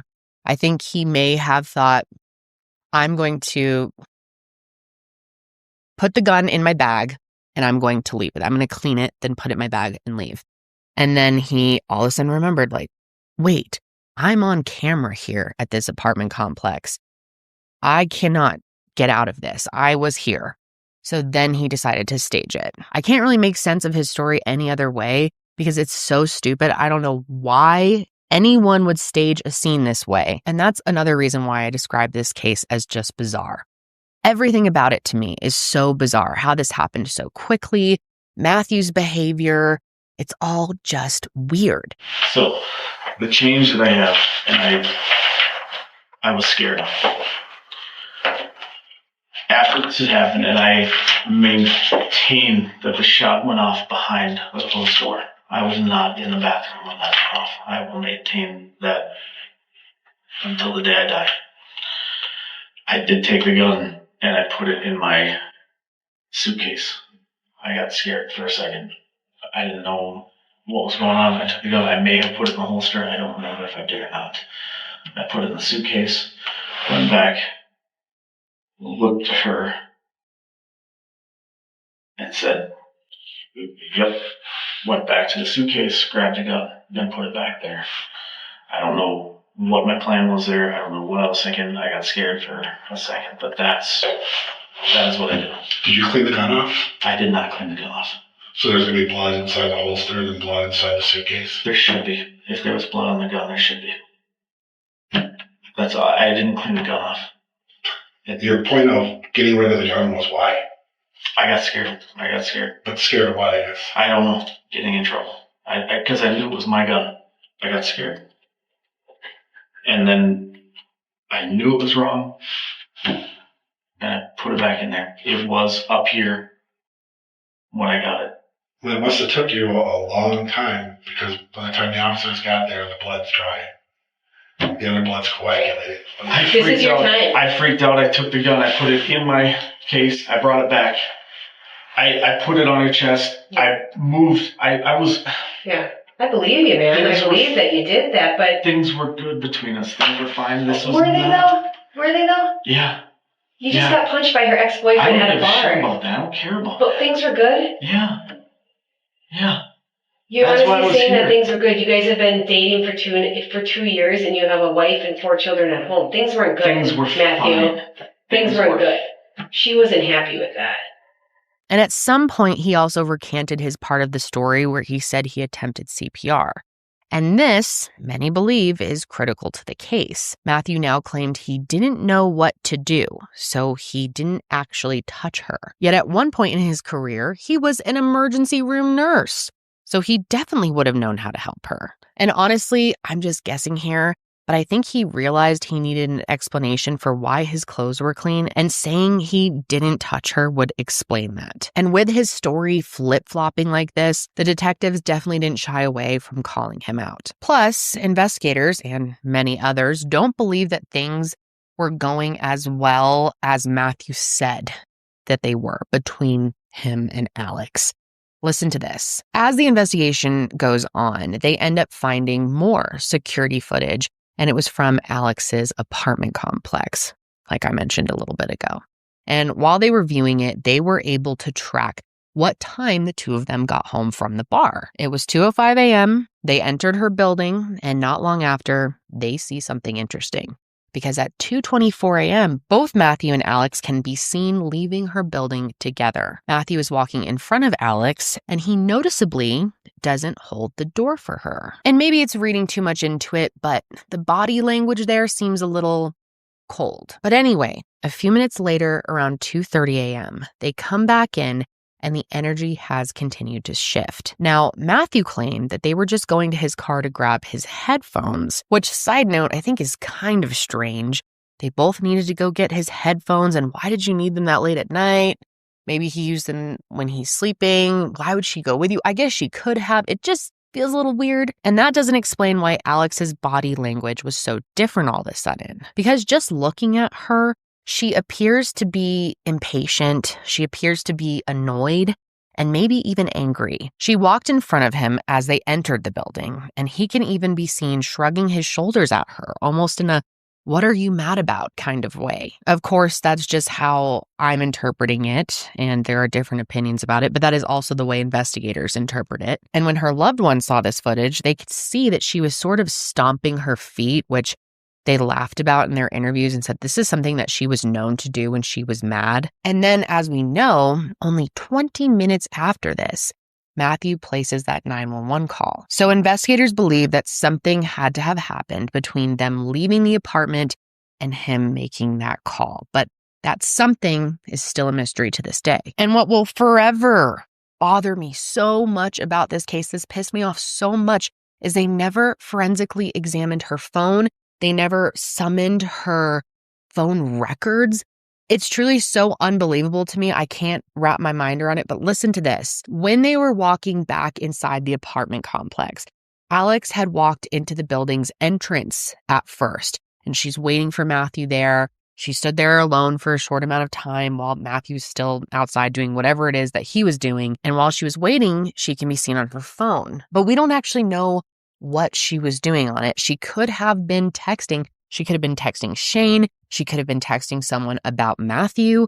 Who knows? All we know is that Matthew came back in and she walked angrily through the lobby towards the elevator. And I just think that whatever she was doing on her phone could play a huge role in this case. Maybe we could have learned more about her headspace at this time. Maybe we could have understood more about her dynamic with Matthew. And investigators weren't ever able to look at Shane's phone because he said he lost it that night. I just find it strange that they didn't dig further. They were like, oh, he lost his phone, so whatever, especially with what happened earlier that night at the bar.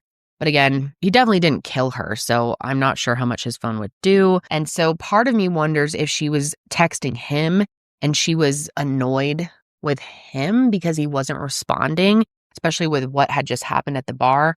But I don't know. That's completely speculation. We will probably never know. At the end of the day, this really comes down to Matthew and Alex and which version of events truly happened. And I do have to say, investigators had a pretty big wrench in their theory because the medical examiner could not definitively prove in the autopsy that it was a homicide. Her manner of death was only ever ruled undetermined, and that was by 2 different medical examiners, which makes this case even more confusing and bizarre.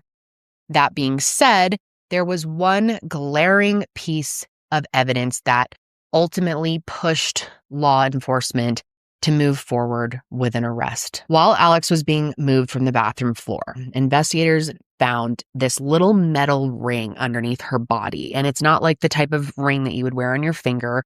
This is a piece of metal that was part of the bathroom door's locking mechanism. The thing is, though, in order for that to have gone underneath her, the door would have had to be broken while she was still standing. But in Matthew's version of the story, he forced it open after the gunshot went off when she was already on the ground. Now, we obviously know that he moved the gun, and in doing so, we know that he repositioned her hand over the weapon, and he admitted to this. But at no point did he admit to moving her whole body. So that piece of metal confirms that she was standing when the door was opened. And because of that, investigators and later prosecutors as well started to paint a new picture. What if Alex and Matthew got into some type of argument, which it seems like the energy between them in that footage as they were headed back upstairs wasn't great. At least it seems that way. So what if they get into an argument when they go upstairs and then Alex ran into the bathroom to try and get away from him to seek safety? And then what if Matthew broke the door open, she kind of hid behind it, and he reached around and shot Alex in the temple? Would that be difficult? Probably, but not impossible, because that would also explain why she was shielded from the blood spatter and why her hands were clean. And I'm sure a lot of you are already thinking, okay, but what about the fact that she had gunshot residue on her hands? Well, investigators say that that could have come from Matthew placing her hand on the gun after the fact, which makes complete sense to me. So with this, they arrested him for second-degree murder, and his trial began in February of 2024. And Matthew was represented by defense attorney Bruce Rivers, who I'm sure a lot of you have heard of. He is a well-known defense attorney. He has a YouTube channel, in fact, where he reacts to trials and body cam videos and such. You might even recognize his theme song. Bruce Rivers, he's the criminal lawyer. But who is he? Bruce Rivers, he's the criminal lawyer. And who is he? Bruce Rivers, he's the criminal lawyer. And what he do? And he's gonna react to all the self-snitching. Oh. Quite a bop, Bruce. Interesting guy. But anyways, during the trial, Bruce's strategy was to not only explain the inconsistencies in Matthew's story, but he also tried to paint Alex as someone who wanted to take her life. He talked about her history of substance abuse, her prior attempt, and the messages that she sent Matthew leading up to her death. The defense also tried to explain that the metal piece could have gone under Alex when Matthew tried to administer CPR. But let's not forget that he recanted the part of his story where he said he attempted to save her. They tried to poke holes in each inconsistency that I've shared with you, but there was still so much that didn't add up at the end of the day. And one thing I will say is that they never found gunshot residue on his hands, which, if you think about it, that doesn't make a whole lot of sense, because Matthew admitted to moving the gun, therefore he should have had some type of residue on him. And because he didn't, that part is quite confusing. I mean, he didn't wash his hands. We know the sink was dry. Maybe he did clean himself up in some way. Bruce explained that sometimes gunshot residue just doesn't transfer. I don't know. It's all very strange. As for a motive, I struggle with this, to be honest. It's hard to know anything for sure. Many people believe that their history of dating and the fact that he was prescribing her a bunch of medications may speak to why he may have snapped. Maybe she was threatening him. They did find texts on his phone days before she died where she was asking him to refill those medications. I know some people have theorized, and I don't know what to think of this, but some people believe that maybe he wasn't going to refill those. He told her he wasn't going to, and she was mad at him for that and maybe threatening to expose the affair or expose him for prescribing her the medications. That's complete speculation. No evidence that that is the case. Were they just in an intoxicated argument and the affair got brought up? Maybe she was threatening to out him to his wife. I mean, who knows? The motive, super, super unclear here. It could have really been anything. And of course, without a strong motive, it does make it hard. And both sides were nervous about what the jury was going to ultimately do. In the end, of course, the defense wanted the jury to come to the conclusion that Matthew was not guilty, saying that because a medical examiner could not rule this a homicide, that they shouldn't either. But when all was said and done, that is exactly what they did.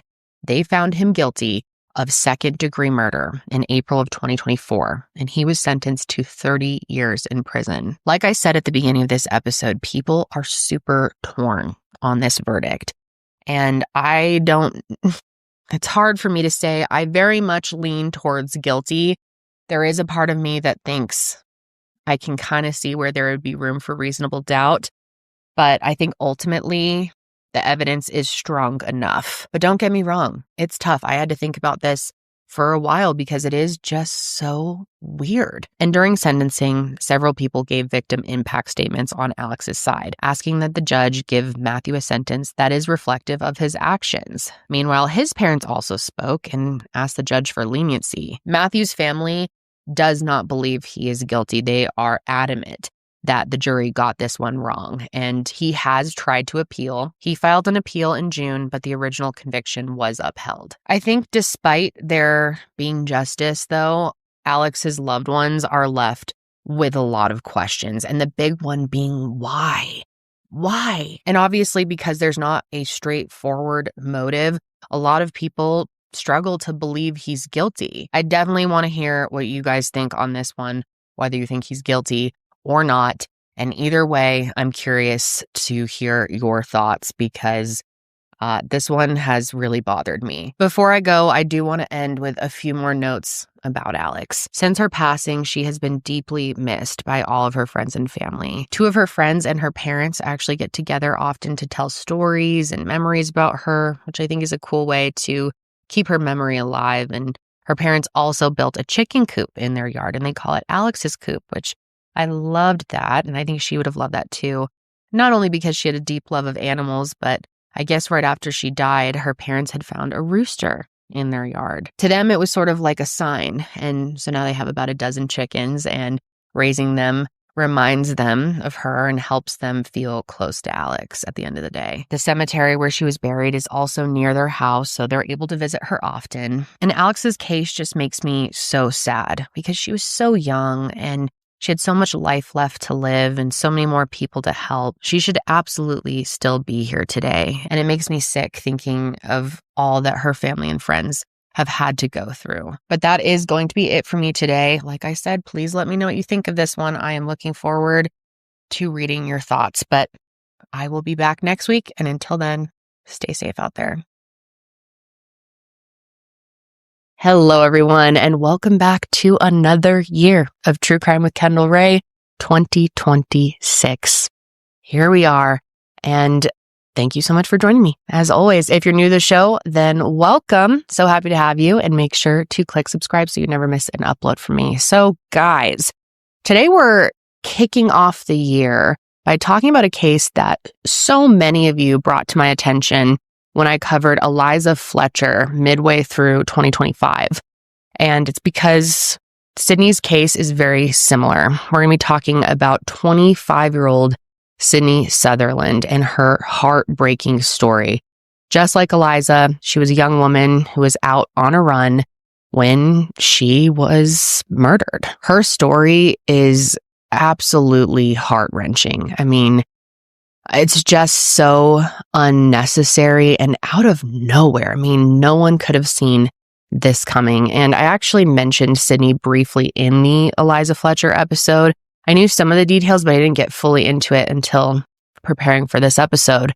And man, I am just so disturbed and so sad for her family. And I find cases like Eliza's and Sydney's really important to talk about for several reasons. I mean, for starters, these are women who deserve to be remembered, of course, and I want to highlight them for who they were, not just what happened to them, not just the headlines surrounding their names. And both of their cases highlight the importance of personal safety, specifically runner safety. And obviously, being abducted while on a run is something that disproportionately affects women.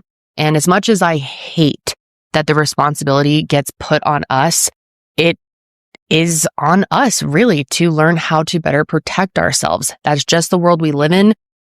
We have to be prepared. It's the sad reality of things. And I know every time I cover a case like this and I talk about this, people are like, it shouldn't be our fault. It shouldn't be our responsibility. And I agree with you. I'm not trying to scare people. I'm not trying to tell people not to run or not, to go outside and be athletic or to hike, but it is important to know the facts and know how to protect yourself. I mentioned this in Eliza's video, and I'm not currently running because I'm very pregnant, but when I do run, I always do it on the treadmill inside because I feel scared to run outside, and I hate that we live in that world. And if running outside, I know can be so nice for you. It's actually a goal of mine to eventually start to do that one day.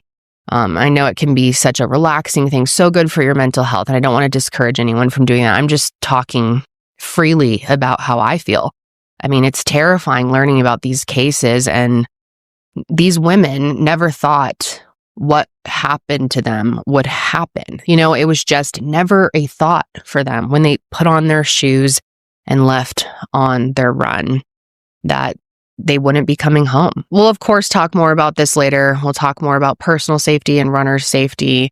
But first, of course, I want to start out by talking about Sydney because, wow, what an amazing young woman. Sydney Claire Sutherland was born on September 18th, 1995 in Jonesboro, Arkansas. And she was the youngest child and only daughter to her parents, Maggie and Dion. She had two big brothers, Tyler and Sam, and she was actually the only girl on both sides of her family, which made her extra special. They all said that she was sort of the boss and the glue of their family, keeping them together. And from everything I read, there's just no end to how great of a person she was. Her loved ones have shared so many things about her online that have made it really quite easy to see how big of a heart Sydney had. And she was just someone who seemed to have loved unconditionally. She was sort of a natural born caretaker. In fact, she actually went into nursing right out of high school. And I think that was the perfect career choice for her. She got her LPN license, and then she went on to get her RN license at ASU Newport shortly after that. And she was extremely driven, and it seems like her calling was really to take care of people. Her senior quote was, "The meaning of life is to find your gift. The purpose of life is to give it away." I had never heard that quote before, and I think it's so beautiful. And I think that's exactly what she was doing while working as a nurse. Looking after others was definitely her gift, and nursing was her way of giving that gift to others. And it wasn't just her patients that she extended this kindness towards, it was everyone in her life, but especially her nieces. Sydney's nieces were basically her whole world. She loved them so much, and they called her Aunt Sassy because of her nickname. Much like her personality, it had always been sassy. And according to her mom, Sydney was someone who you could just tell loved life. She loved being around others and just enjoyed what every day brought her. In between her boyfriend Alex and her dogs, her family, and her job, Sydney's life couldn't have been trending more favorably. In fact, in August of 2020, she had just come home from a family vacation at her favorite place in Florida, so things were feeling especially good, after getting some time on the beach. But that is until the day after they returned. Because on that day, August 19th, Sydney went out for a run and she never came back. The 19th was a Wednesday, and Sydney didn't have work that day, so she spent the day doing things that she loved. She went and worked out with her trainer. She was very active. She did that for about an hour, and then she also went to her mom's house, and it didn't matter that she was just on vacation with her mom. She loved being with her mom. The two of them were extremely close. They were really best friends, and that is one of the elements of this case that has made it just so heartbreaking. They saw each other at least every 2 days at a minimum, and if they didn't see each other every day, they would talk on the phone. So anyway, she ends up leaving her mom's house, and she tells Maggie that she's going home and that she's going to bake some cookies or brownies. And she also told her mom that she was going for a run. And yes, I know she had already worked out that day for an hour, but it didn't matter. Her mom pointed that out as well. But Sydney loved to run. It actually relaxed her. It was something she just enjoyed so much. So even though her mom had told her she should take it easy, she went anyway. And according to her boyfriend, Alex, who she was living with at the time, Sydney left for her run sometime around 2 p.m. Alex's dad had already picked him up and taken him to work, but they had been Snapchatting, so he knew approximately when she left the house. But not long into this run, Sydney stopped replying to him. And at first, Alex didn't overthink it. He knew that he would be home from work at 5 and he would see her when he got back. However, she was still gone when he returned. And it only took a minute for him to realize something was wrong. And not only was she not home almost 3 hours later, but her purse and her keys were right where she had left them. And mind you, they live in rural Arkansas. This is farming country. So it's not like Sydney could have or would have gone somewhere without those things, right? And so because of that, Alex frantically calls Maggie, her mother, and asks if she's with her, because that's really the only scenario that made sense in his mind, but she wasn't. So now both of them agreed that something had to have happened, and the more they texted her and called her without an answer, the more worried they became. Maggie also called Sydney's dad and brothers to tell them that they needed to get to her house as fast as possible, and a missing persons report was filed shortly after that. Within hours, there was an all-hands-on-deck effort to look for Sydney, and they utilized as many resources as they possibly could. For starters, her loved ones knew that technology might be able to help them find her. And they did something that I thought was really smart and resourceful. I've never seen this done before, but they basically knew that her phone was connected to her car via Bluetooth. So they had this idea to drive around the area and, specifically where she would run.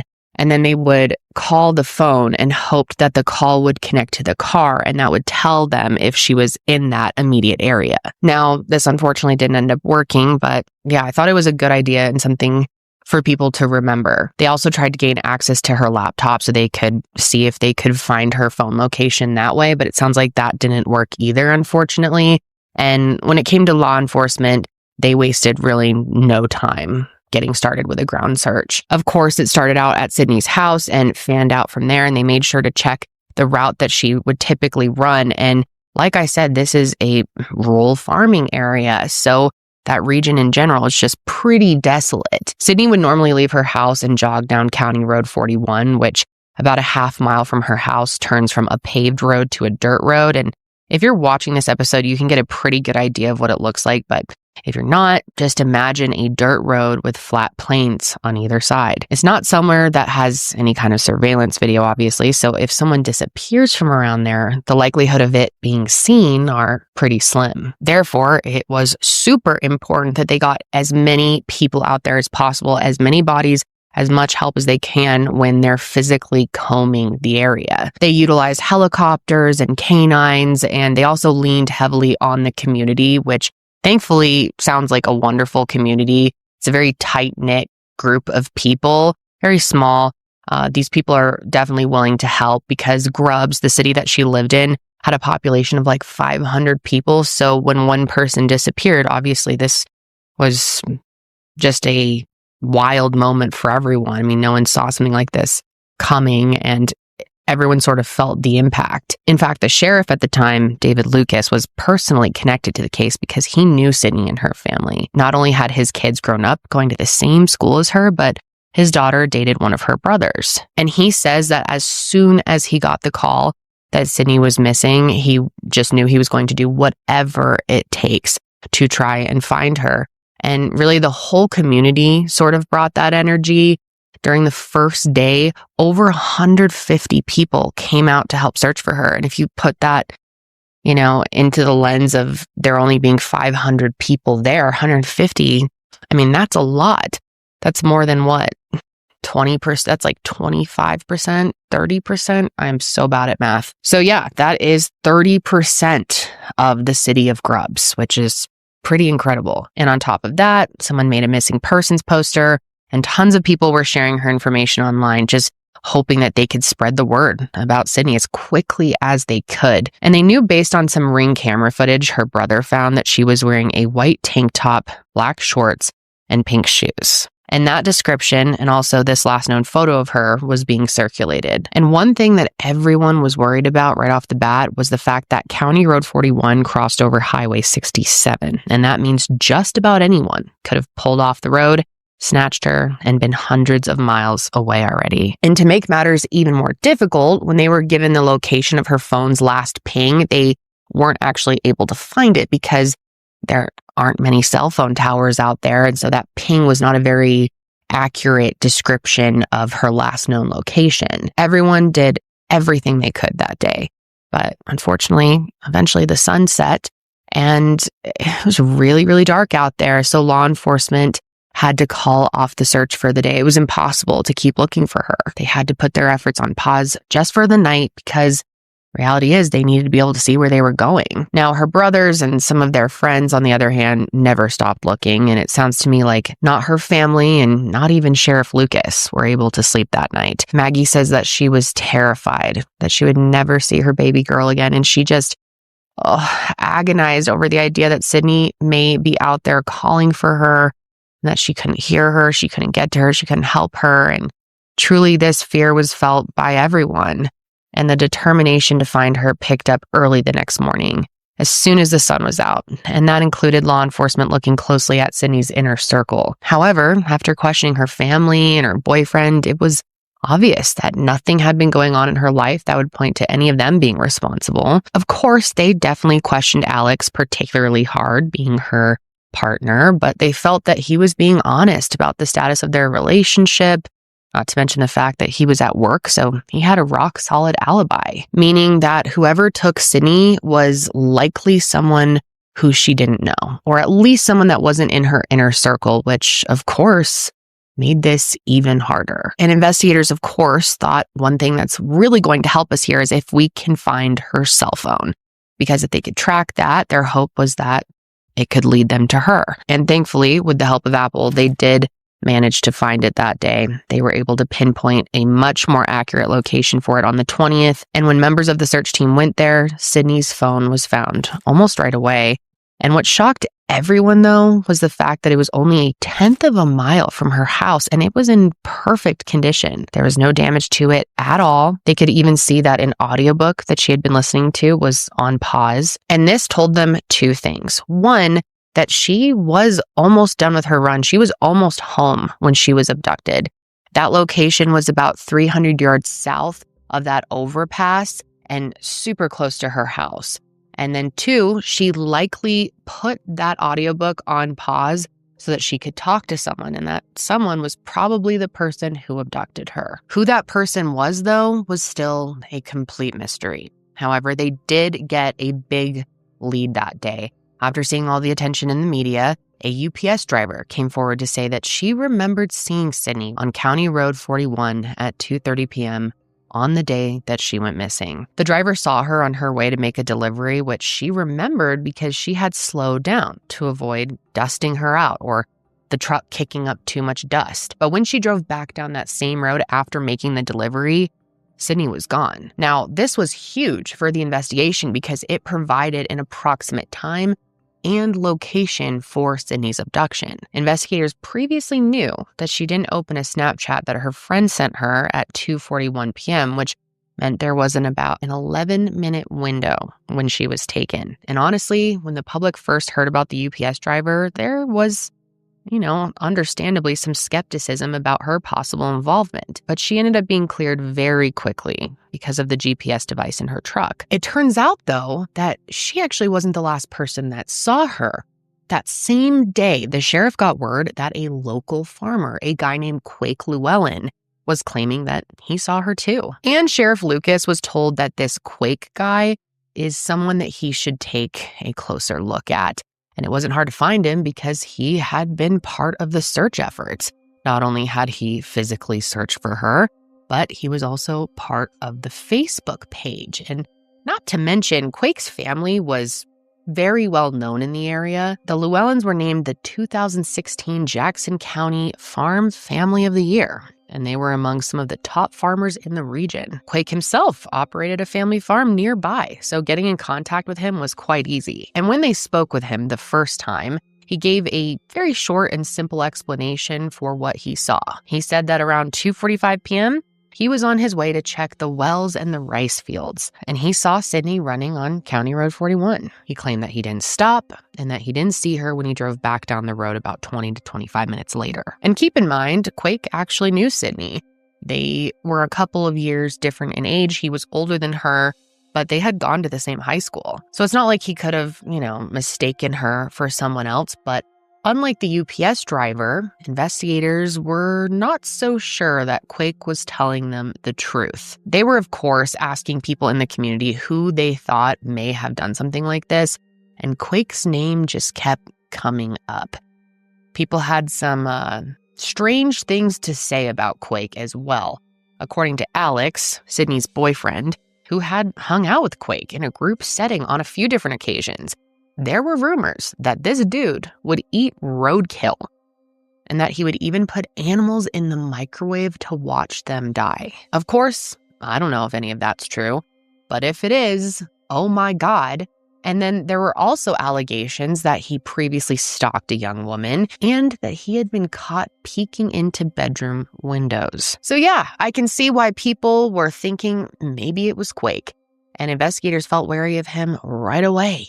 And listen to how creepy this is. When word got out that Quake could have possibly been the last person to see Sydney, Maggie actually confronted him about it. Very brave.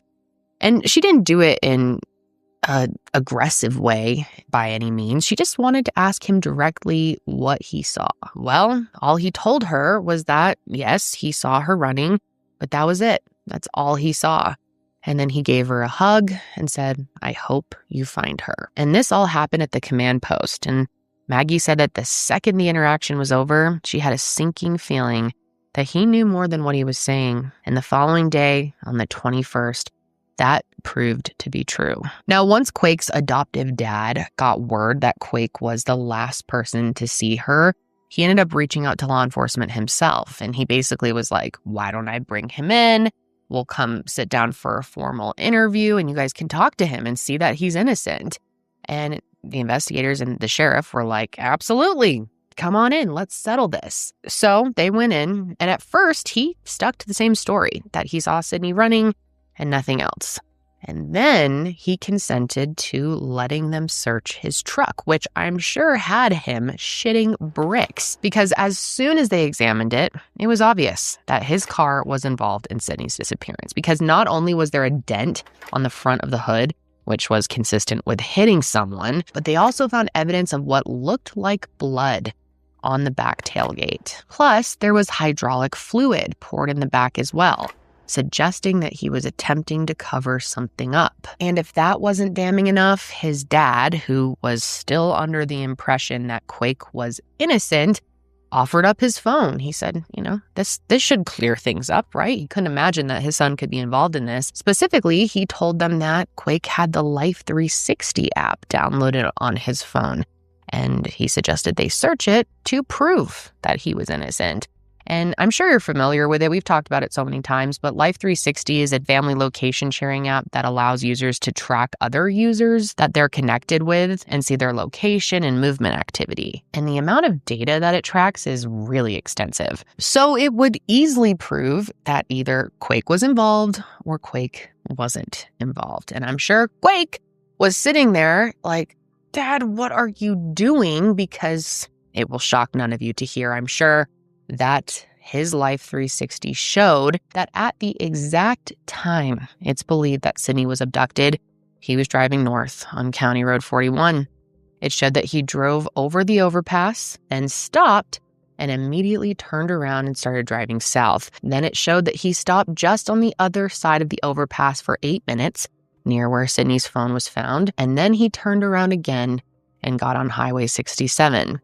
From there, he drove at a high rate of speed, about 2 miles down the road, and finally he stopped for about 30 minutes in an area along the wood line. And this was all the data that investigators were able to find quickly, but when they confronted Quake with it, he swore that the data was lying. Yeah, he actually said that. Investigators are telling him, dude, we have the data here, it's factual. And he actually responded saying, this may be the first time that it lied. A real genius this man Quake is, I'll tell you. Because data doesn't lie. Of course it doesn't. And that was quickly proven. And when a search team was sent to the location near the wood line where Quake's phone said he was, they found Sydney. He had left her nearly naked body in a shallow grave.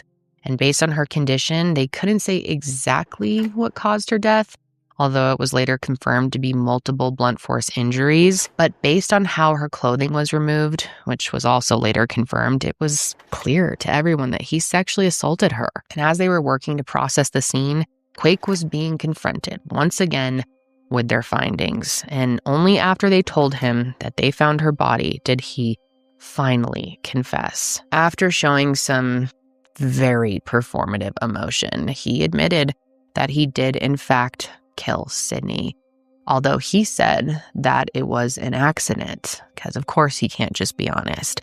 He said that he was driving, he saw her running, and he turned back around to get a better look, whatever the fuck that means. But because it was a dirt road, he claimed that when he turned around, the dust kicked up, so much so that he couldn't see Sydney, who he said had crossed to the other side of the road by this point. And this is when he claims he unintentionally hit her. Now, he says he believed that she was dead right away, and he didn't want to get in trouble, so he put her on his tailgate and then drove her to where she was found. And I'm sure you're thinking that has to be a load of shit for so many reasons, but one of them being the fact that she was barely dressed. Well, according to him, before burying her, he admitted to, quote, messing with her, aka assaulting her. And as for why he buried her where he did, he said, quote, that's just where I was and where I was going to begin with. And after all that was over, he, quote, just tried to forget about it, so he went home and ate dinner with his wife. Yes, hard to believe, but his chungus ass does have a wife. And then after that, he just went to bed. It is so ridiculous and offensive and kind of laughable that this fucking lunatic, this lowlife scum of the earth, piece of shit thinks that any of this story is believable. I think we can all agree here that if you were to accidentally hit someone, you wouldn't then assault their body like 10 minutes later. It was that fast that he would have had to do something like that and then bury them. No one accidentally hits someone and thinks, might as well. Just how stupid do you think people are, Quake? Clearly, you think they're as stupid as you. It's really one of the most absurd and offensive statements that I've ever heard in true crime. And it honestly pisses me off that he would try to explain himself like this. I mean, at this point, just be fucking honest. The sheer fact that he claims he hit her when he turned his car around to get a better look, he is just one of the most disgusting humans to ever walk this planet. I'm so convinced of it. And to add to the insanity of it all, his wife ended up finding more evidence. And like the queen that she is, she handed that shit right over to investigators. She clearly hates him. She was not in support of him at all, let me tell you, because she checked their home security footage and saw that on the day Sydney went missing, Quake came home with that dent in his car, one that wasn't there when he left earlier. And at this point, they didn't necessarily need any more proof, but by all means, it didn't hurt. Investigators also managed to find her Apple Watch, which ended up being near her phone, and that was completely shattered, further proving that he had struck her violently with his car. So in the end, there was absolutely no denying what happened to Sydney and who was responsible for it. And so an arrest came as no surprise to anybody. Quake was actually arrested that day and ultimately charged with capital murder, rape, kidnapping, and abuse of a corpse, which meant that he was facing the death penalty. And truth be told, her family wanted that, and I don't blame them. There isn't an ounce of them that forgives him, nor should they have to, and they will never forgive him. And they told the prosecutor that they wanted to move forward with capital punishment. And shockingly, despite a mountain of evidence, he pleaded not guilty at first because, of course, why would he plead guilty? Quake is the definition of a coward. There is no part of him that even has the capability to just own up to what he does, because that is what a man does, and Quake is not a real man. And his defense actually tried to claim, and this is not that shocking, that he was not mentally fit to stand trial, but an examination by a professional proved that he wasn't mentally impaired at the time of the murder. Therefore, he was going to trial to face the possibility of death. However, in September of 2021, Quake did change his plea to guilty, not because he decided to take responsibility for what he has done. No, he did it to avoid the death penalty. And he was then given a sentence of life in prison without parole. And when he was sentenced, there were over 60 people in the courtroom in support of Sydney and her family, and all of them were wearing pink, which was by far her favorite color. That's, of course, why I have the background set to pink today. I knew it was her favorite color. I wanted to, in a small way, try to honor her and let her family know that I support them. And I think it's so cool how many people wore pink for her that day. And it was just incredibly powerful to see. And when Maggie gave her victim impact statement, she told Quake to look her in the eyes when she was talking to him.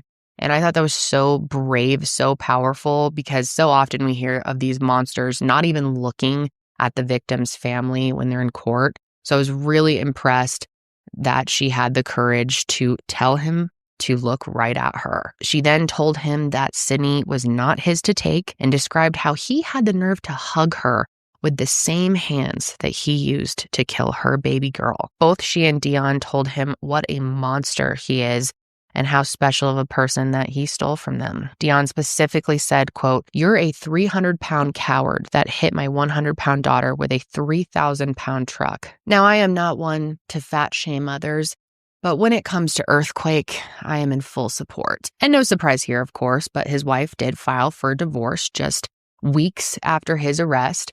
And I hope she's been able to find some peace from all this. I cannot imagine what it would be like to find out that someone that you were married to was capable of something like this. Not to mention that her kids were around him too. And thankfully, they weren't his kids. They were from a prior marriage. But still, I mean, that has to be really unsettling and just terrifying as a mother. And as for their community, this seems to have hit them all really, really hard. The sheriff, David Lucas, said that he ended up retiring shortly after all of this because he reached a tipping point. And the interviews he's done are really hard to watch. You can just see the impact this case had on him. And because this community is so small, losing someone, it just feels like everyone sort of lost someone that they knew, even if they didn't know Sydney. And of course, her family was truly impacted the deepest. Maggie says that losing her daughter felt like being stabbed in the heart, and she still feels that way now. During the search, she actually found a bead from a piece of Sydney's jewelry, and she now wears that bead on her wrist as a reminder of her daughter. And when it comes to Alex, he was equally devastated by all of this because his person, the girl he envisioned marrying and having kids with, was gone. And the end of her life was horrific. And he has to live with that sadness every single day. It's so obvious to me and to everyone that Sydney made a really positive impression on everyone's life, and not having her around was like sucking the air out of every room. And so, in an effort to help keep her memory alive, her friends and family have gone on to do some really wonderful things in her honor. For starters, her brothers actually had the great idea to have these huge pink crosses put up. One of them is at the site of her abduction, and the other is at the cemetery. And people also put pink bulbs on their porch lights so that her family would know that her memory and her light are still shining. And her mom said that it brings her a lot of comfort when she drives around and sees all of these lights, and that she is always going to keep hers on. Another way that they've chosen to honor her is by renaming the overpass the Sydney Sutherland Memorial Overpass. And they have even created the Sydney Claire Sutherland Foundation, which has already done a lot of amazing work. In August of 2022, they surprised teachers in the Jackson County School District with gift cards to help them pay for their classroom needs, because oftentimes, as most of you probably know, teachers do end up paying for necessities out of their own pocket. They also created a scholarship fund that was awarded to future students pursuing an education in the medical field at ASU Newport. And to pay for those generous gifts, they raise money in a few ways. Starting in 2021, they created the Miss Sassy pageant, which honored Sydney's love of pageantry. They also hold annual Finish Sydney's Run fundraisers. And every year, dozens of people in pink can be seen finishing the run that she never got the chance to complete.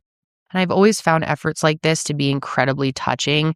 I just think back to Eliza Fletcher's case, and they have something similar. If you don't remember, or maybe haven't seen my episode on that case, Eliza was murdered in September of 2022, so about 2 years after Sydney. And Maggie actually said that when she heard about what happened to Eliza, she felt like she was reliving what happened to her daughter. The circumstances in their cases are eerily similar. And unfortunately, they're not the only ones. There are plenty of other cases out there with similar circumstances.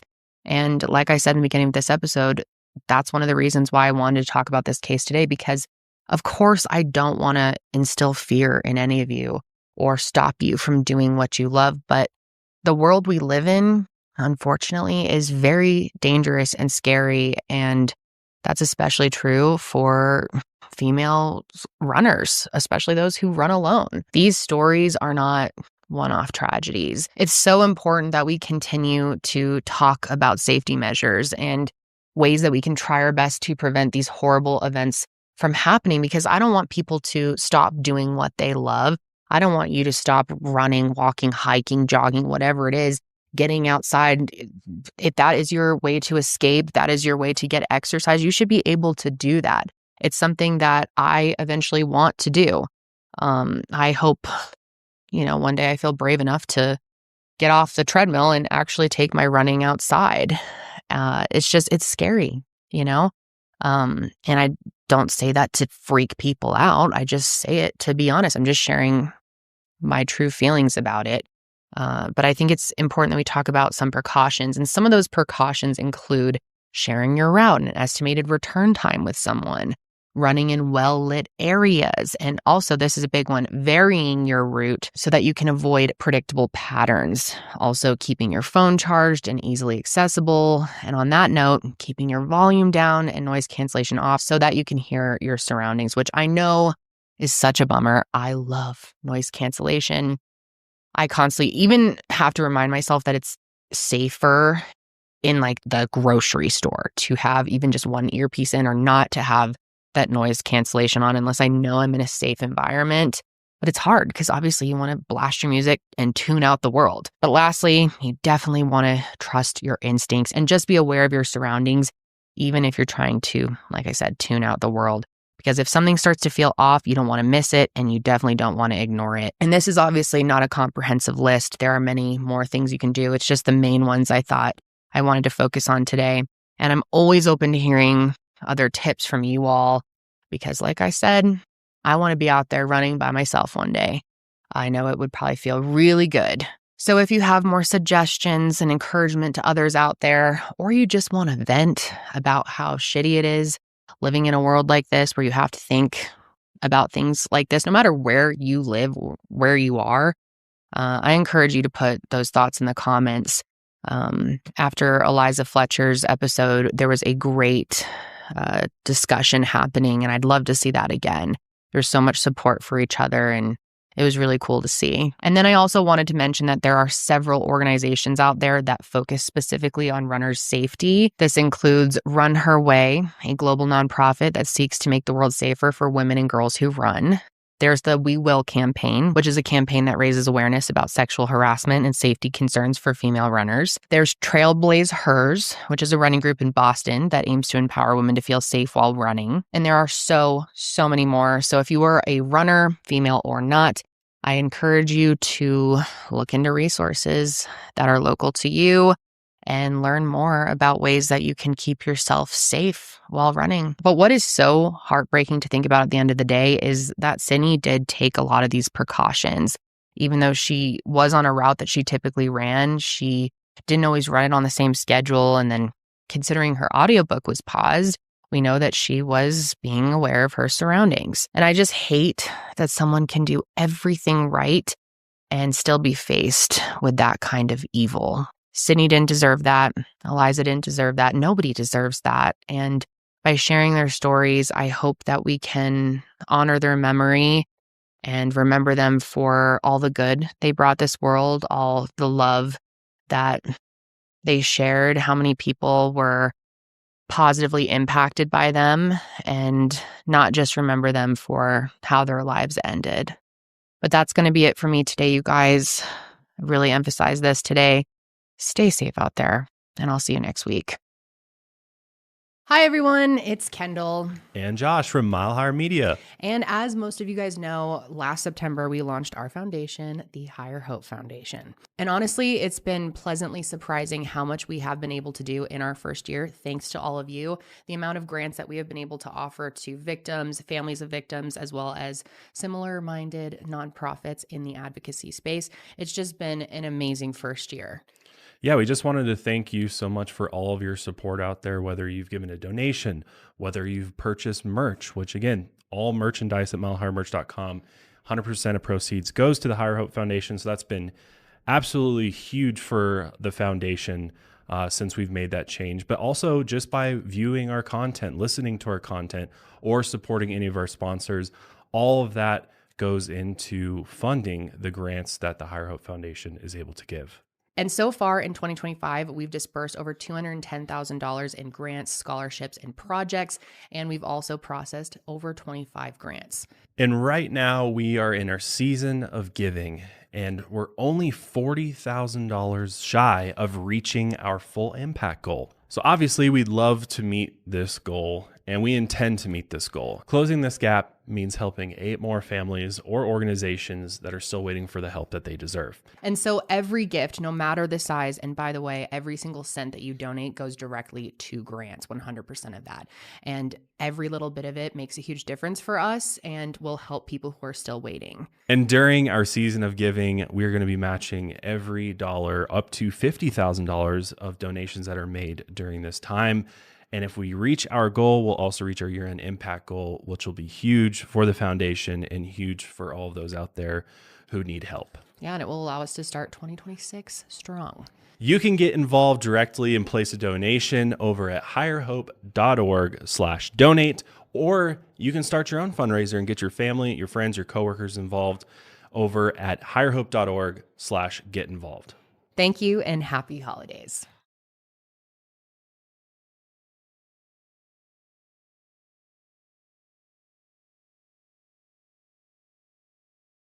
Hello, everyone, and welcome back to another episode of True Crime with Kendall, right? This is actually, I think, the last upload. Yes, the last upload of 2025. That's just absurd to say, but I'll be back in 2026. Anyway, though, thank you for joining me as always. If you're new to the show, then welcome. Make sure to subscribe so you never miss an upload from me. So you guys, today I have a special case for you all. It is a family involved episode, and I just have so much to say. I don't even know where to start.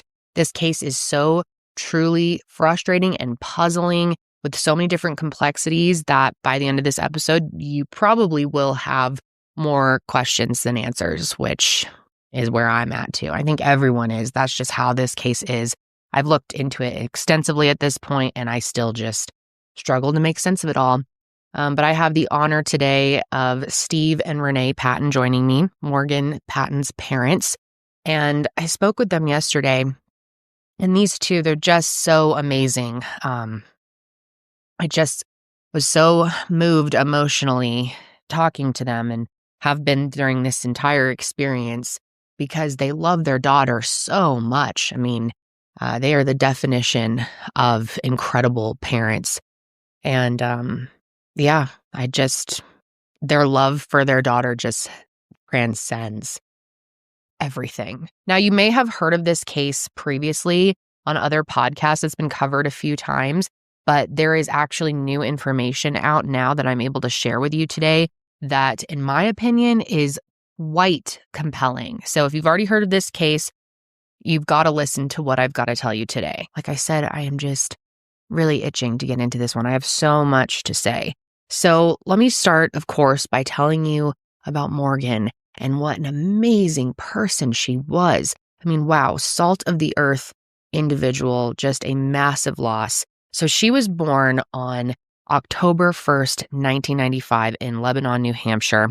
Her full name is Morgan Renee Patton, and she grew up just a few towns over from Lebanon in Bradford with her two loving parents, Steve and Renee, and she was their only child. Renee actually had some health problems right after Morgan's birth when it was discovered that her body was rejecting Morgan's twins' placenta, who was lost in the early stages of the pregnancy. She was able to recover, and then she did get pregnant again a few years later, but then unfortunately had a miscarriage. And while she was at the hospital being treated for that, a doctor told them that the likelihood of her being able to carry a baby to full term was 1 in a million. And when Renee said they already had a child, the doctor responded, well, there's your 1 in a million. And that is exactly how Steve and Renee treated her. They were incredibly devoted parents and just determined to raise her in a home that was loving, supportive, and kind. And in my opinion, they did an amazing job. I even told them on the phone yesterday that I'm going to steal a couple of ideas that they used for Morgan when she was growing up, because I don't know, the way they raised her, I think really reflects in the young woman that she was. But before I tell you more about her, I'd like you to hear from the people who knew her best, Steve and Renee. My name is Steve Patton, and I'm Morgan's dad. I'm Renee Patton. I'm Morgan's mom. As Morgan's parents, we tried to provide her with as many opportunities as possible, especially opportunities that we didn't have when we were kids growing up, and taught her that the world was her oyster, and that she could make her life anything that she wanted to make it. And what surprised us is the way she excelled at that. She took it to a level way beyond anything we ever imagined. When she was little, she was very curious, and it wasn't a surprise to find her with a frog in the pocket of her dress. She was reading. Renee actually taught her how to read at 3 years old, and she never stopped. She would read until we told her she had to put her book down to eat or to go to sleep. She played the piano beautifully. She loved to hike and write. And yeah, I think her favorite spots were on the top of a mountain or on a beach with the ocean. Mm-hmm. That was where she was certainly at peace. And she had a tremendous way of making those around her be their best selves. She just instilled that in that people around Morgan just wanted to be better. She was a miracle child, and we were fortunate to be her parents. So my biggest takeaway about Morgan is, like I said, the fact that she was a very just down-to-earth type of person who I feel like I would have loved to be around. And also she was a very truly unique person with so many different interesting facets to her. Like, for instance, she was a really talented athlete who played soccer and loved doing outdoor activities like hiking and skiing. And she actually started skiing at just 4 years old. And she was so good at it that when she was just in second grade, she taught her dad how to ski. But at the same time, she was a gifted musician who played the trumpet and took piano lessons every week for most of her life. She also had a beautiful voice, and Steve and Renee sent me a clip of her playing piano and singing, so I wanted to share that with you guys so you can hear it for yourselves.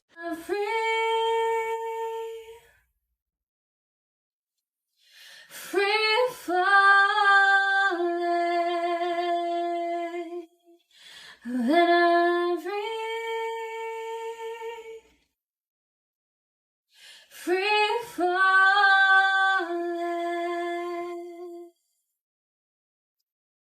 I also learned that she was ambidextrous, which was a trait that she inherited from her mom. So that could have played a role in some of the skills she had. But anyway, not only was Morgan talented at so many things, she was also incredibly intelligent. Renee explained that when she was younger, she was really just observant of everything and was like a little sponge when it came to learning.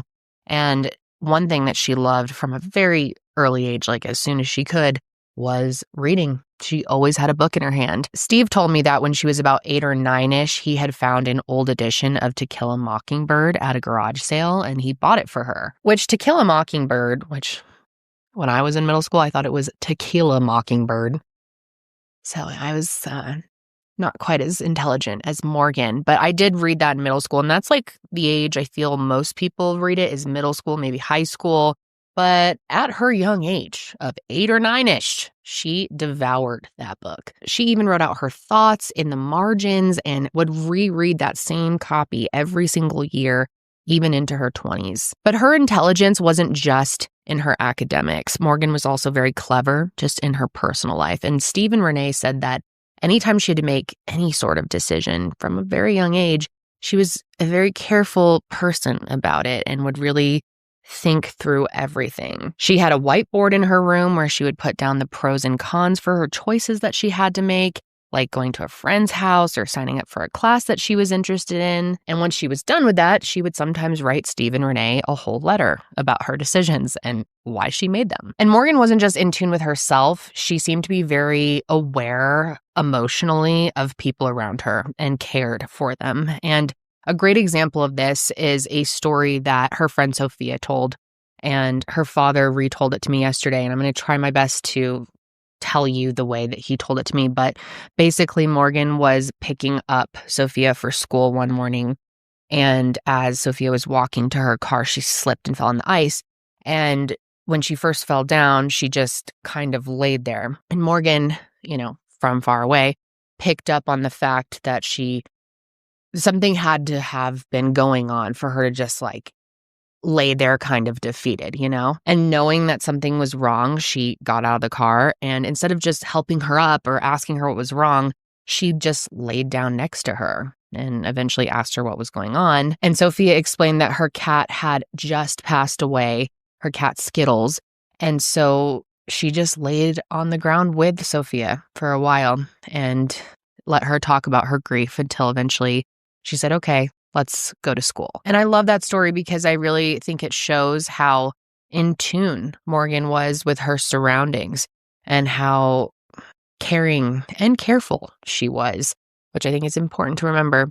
And, she used her comprehension of the world around her in all areas of her life. And as she grew into an adult, She decided that she wanted to use that intellect to pursue a career in science. So in 2014, after graduating from high school, she got an academic scholarship to Colby Sawyer College, which was about 15 miles away from Bradford. But after her freshman year, she decided she didn't want to go there anymore because she felt like the college environment was distracting her from her academics. So she decided to move back home and attend online courses through Southern New Hampshire University. Then in 2015, Morgan went through a big life change. That year, she visited her cousin who lived on Cape Cod in Massachusetts. And after coming back, she told Steve and Renee that she wanted to move out there. And shortly after that, she did it, and she seemed to really flourish out there. She kept working on her bachelor's degree, got a job, had her own place, and got involved with the oceanic scientific community. And she adopted an 8-year-old cat named Gigi. And apparently, she had actually gone to the animal shelter with the plan to adopt a kitten. But when she met Gigi, she just fell in love with her and felt like she needed to give her the home that she needed. And I feel like this happens to so many people with cats. You go there thinking you want to get a kitten, and then you just fall in love with an older one. The older ones are so sweet. So everything was going really great for her. And then something even better happened. And that was meeting the love of her life, a guy named Phil. Now, the two of them met over a dating app, but because Morgan was generally cautious, she sort of wanted to, suss him out before meeting in person. And Phil was willing to be patient, so they messaged for about a month before their first date. But once they met, the connection was immediately there, and everyone in their lives could see that they were perfect for each other, especially Steve and Renee. So as their relationship grew and they got more serious about each other, Morgan and Gigi moved into Phil's home on Martha's Vineyard. It was also around this time that Morgan obtained her bachelor's in geoscience with a focus on energy. And even more exciting, she had been accepted into the Coastal Environment Law program at Roger Williams University. Now, Phil was well aware that Morgan had strong career ambitions, and he was very supportive of it. And he had a goal of his own. He wanted to join the Marines, but he was 28 years old, which is the maximum age. So if he was going to enlist, he would have to do it soon. Now, her father, Steve, had also served in the Marines for 6 years. So Morgan understood the type of commitment it was and the lifestyle that it brought, and she wanted his dreams to come true as well. So the two of them made the decision together. Phil would enlist in the reserves, allowing him to keep his current job and serve in the Marines part-time, following 6 months of full-time training. And once he was in a reserve unit, Morgan would follow her dreams of practicing environmental law. And she actually deferred her acceptance into Roger Williams University by a year so that she could wait for him. And once he left for basic training, it was really tough on both of them because they could only communicate through letters. And obviously that was a challenge. But even with that strain, they were super committed to one another. Every single morning at the start of her day, Morgan would write him a letter. And whenever he was able to mail one back to her, she was just over the moon to get it. Then on October 19th, 2019, Phil graduated from basic training and was stationed at Camp Geiger, a substation of Camp Lejeune in Jacksonville, North Carolina. And with this change, that meant they could finally communicate over calls and text again, which can you imagine how good that would feel? And Phil wasted no time with that. So much so that on October 19th, 2019, while on the phone, Phil told her that he couldn't wait to spend his life with her, and that's when he proposed. Morgan happily said yes, and she could not wait to marry him. When Morgan brought Phil home and we met him, you could see the magic, the comfort, the happiness, the joy, and we were over the moon. I tried to be the stern and protective dad when Morgan brought Phil to us, and throughout that first evening, I just softened into a puddle. There was nothing more that I could want from Morgan than to see her that happy and that loved and protected. And it was magical, like you said. Epic is the word that we've used. Renee and I were driving home from a weekend work event when Morgan called us and said that Phil needed to speak to us about something. And we wondered all the way home what it was that Phil could possibly want to talk to us about. And he was actually stationed at Camp Geiger in North Carolina then. So when we arrived home, we called Phil and said that Morgan had told us there was something that he needed to speak to us about. And she insinuated it was something about his training in the Marine Corps. And he said, well, that's not actually the truth. I wanted to ask your permission to ask for Morgan's hand in marriage.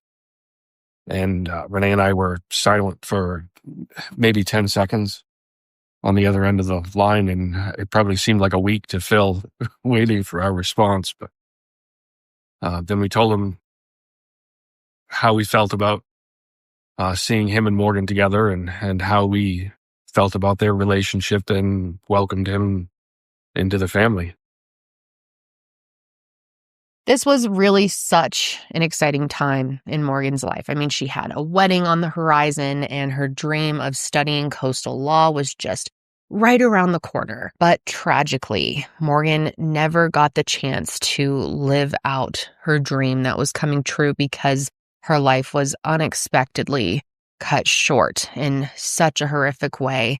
And her loved ones are still just trying to make sense of it, trying to figure out why. And I think when you hear what happened, you are going to be as shocked as I was when I first heard. So let me tell you about what led up to it. About 2 weeks after their engagement, Phil was given a 4-day weekend with limited liberty for Veterans Day, which basically means he was free to do whatever he wanted the entire day before he had to report back to Camp Geiger at night. And of course, he and Morgan wanted to take advantage of the time that they could finally have together. So she made the trek out to Jacksonville on November 8th, 2019, which really was quite the journey for her.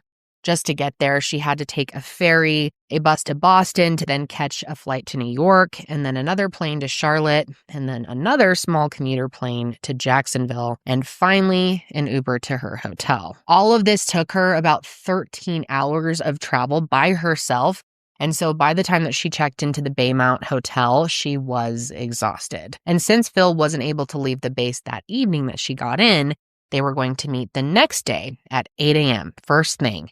And so Morgan planned to just have a quiet night that night. When she got to her room, she, unwinded by taking a shower. She checked her emails. And that's when she got this exciting news that Island Energy Company wanted to interview her for a job on the day that she returned to Massachusetts. And then she needed something to eat, and she decided the easiest and most cost-effective option was to just walk across the street to Applebee's. It was in the same parking lot as the hotel, and that was definitely the most convenient. And throughout the day, she had been texting Phil, of course, but also Steve and Renee. They pretty much kept in constant contact with her, it seems like. And she actually told Phil that she didn't care for Applebee's, which same.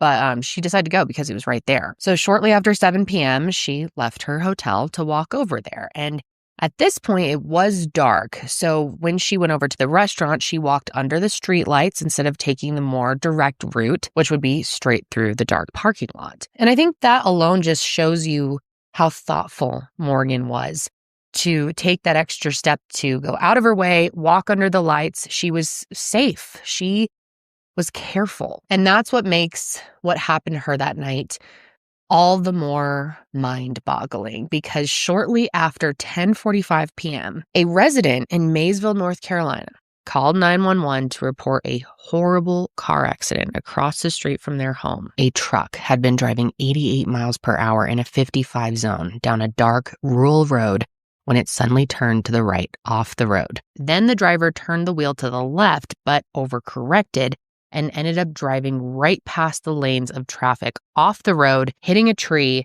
mailbox, and telephone box before flipping on its side and landing in front of a fence. And when first responders arrived, they came across a horrific scene. The truck was on its passenger side with the cab almost completely off the frame. Chunks of the vehicle were torn apart, and 3 of its tires had been ripped off. There was a debris field surrounding the crash that was nearly the size of a football field, you guys, with things scattered around like empty beer cans and a cowboy hat, vehicle pieces, multiple different IDs belonging to different people, a broken gun, and even bullets. Now, the driver of the truck, 22-year-old Hunter Wells, was found pacing around in circles at the site, saying that he didn't mean to hurt anyone. But he had, in a really horrific way.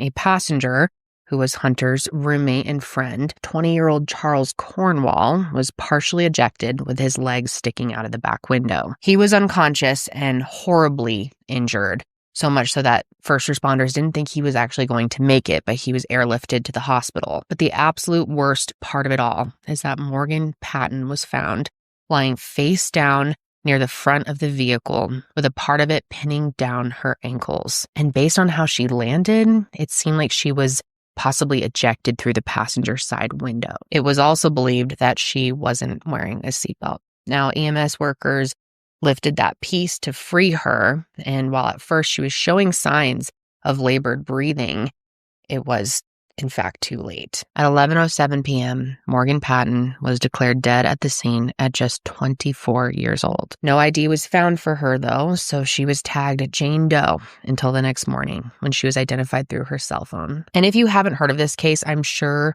you are totally shocked and confused, because Morgan was supposed to just go grab a quick dinner at Applebee's, right? Then go to sleep and meet up with Phil first thing in the morning. So what happened? How did she end up there? How in the world did she end up in this horrific crash with two guys that she didn't even know? Well, that's still a question that all of her loved ones are trying to answer. But before I try my best to explain and go over all of the just bizarre and suspicious things that surround this case, I want you to hear from Steve and Renee about their experience at this time. The initial shock, hearing our Bradford police officer, who was also a friend, at 4:40 in the morning of November 9th, 2019, tell me first that Morgan was dead. It was so intense that I can remember wanting to punch him, and I'm thankful that I didn't. He's still a friend. And my very next thought was that I needed to protect Renee from that information. In that crazy moment, I just thought somehow she can't learn about this, because this will kill her.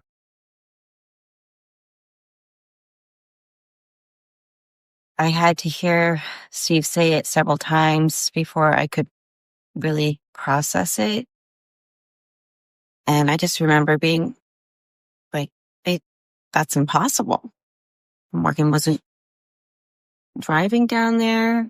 There was no vehicles involved in the weekend that she had planned. Phil didn't have a vehicle, and Morgan obviously didn't have a vehicle there. And Phil was the only one that she knew in Onslow County, North Carolina. So I just convinced myself it had to have been a mistake, and we're going to find out what happened. And we booked a flight, and we went down immediately, and in complete shock the entire time. Shock and disbelief. We did, honestly, we had a feeling that this is a terrible mistake, all the way to North Carolina. And it took us, 8 hours, 9 hours to get to Onslow County. And all the way we were just kept thinking this has to be a horrible mistake. And when we get there, we'll meet up with Morgan and she'll explain it all. And once we arrived and met with a sergeant from North Carolina Highway Patrol, and we learned more information from him about the crash and the scene and anything that he had learned about the facts leading up to it, nothing added up. It just didn't make sense. These things were impossible. Morgan not wearing a seatbelt, and the rate of speed that they were traveling at, and the location, the remote location 13 miles away from where the hotel she was staying. And it all seemed impossible, but at the same time was very heavy and very real. So as you heard, right away, Steve and Renee start making their way to Jacksonville. And while that's happening, authorities are, I guess, trying to figure out what exactly happened. After Charles was airlifted, Hunter was taken for medical care. Morgan's body was sent to the morgue, and the North Carolina State Highway Patrol began processing the scene. And here's where things get weird. So at around 11:15 p.m., which was only about 5 minutes after Hunter had been transported, 2 Marines in civilian clothes came to the crash site. Now, both Hunter and Charles were serving as Marines at Camp Lejeune. And just to clarify, in case you're wondering, Phil did not know these guys at all. So that's not a reason why she would be with them. But anyway, these 2 random Marines, not Hunter and Charles, not Phil, some random guys, they approach the scene and they approach a firefighter who's blocking the scene. And one of them says that he is the driver's brother. Then the firefighter relays this to the highway patrol agents, who tell him that it's okay to let them onto the scene. And they walked right on. But here's the thing, okay? Hunter Wells doesn't have a brother. So we have no idea to this day who these 2 guys were, what they may have done at the scene, why they were at the scene, if they took or tampered with anything, and what their motive for being there actually was, especially because Hunter wasn't even there anymore. And not to mention, the crash had just happened and not many people knew about it. So how did they even know to go there? And I'll tell you now, this is just one of the first of many odd things that happen in this case. And another was how the scene was processed. While processing it, agents found a broken rifle and a few mixed caliber bullets. But it seems like they didn't consider this to be very important because one of the officers just threw it right back in the truck. And then, after only about an hour, the sergeant decided that he wanted the whole scene cleaned up by morning. So he called a local auto body shop to tow the car, and it was never officially processed for evidence. Then things got even more strange when a trooper was sent to the Naval Hospital to interview Hunter about why Morgan was even with them. And as soon as he started talking, everything was all over the place. One of the first things that he said was that he was supposed to be the designated safe driver of the night, the sober driver, but he did have 1 drink. The hospital staff, however, said that his eyes were red and he smelled of alcohol. And then he was given 2 breathalyzer tests, and both of those came back at 0.06, which points to more than 1 beer, right? And also, keep in mind, this is hours after the crash occurred, so it probably wasn't even accurate to how drunk he could have been at the time of the actual crash.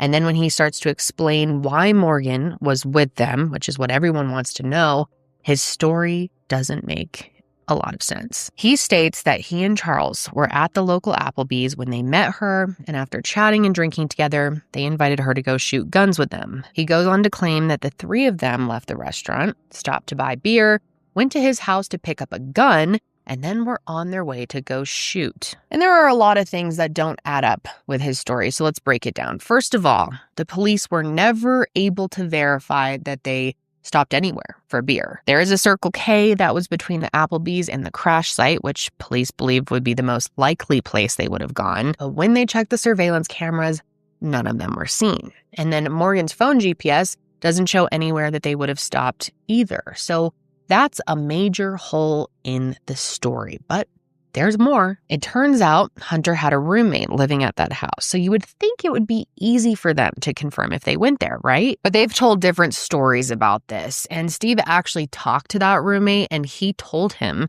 that they didn't stop there. However, when he talked to the police nearly 4 years later, he changed his story and said that Hunter and Charles did come to the house with a girl who was outside waiting in the car, which is obviously a massive detail to be giving conflicting accounts about. But those aren't the only confusing things about this shooting story. So, like I mentioned, at the scene of the crash, they found a broken rifle and mixed caliber ammunition. And after hearing that, you might think, oh, well, maybe that does point to them going shooting that night. However, just like everything else in this case, it's not that simple because, first of all, the police never verified if the rifle had been previously broken or if the crash destroyed it because it wasn't properly processed. Awesome job, guys. But that aside, there were only about 5 bullets for that type of gun at the scene. Yeah, 5. That means if they were all going to go shooting that night, they would all get to shoot the gun maybe once or twice. It wasn't even enough for them all to do it twice. And maybe I'm crazy. And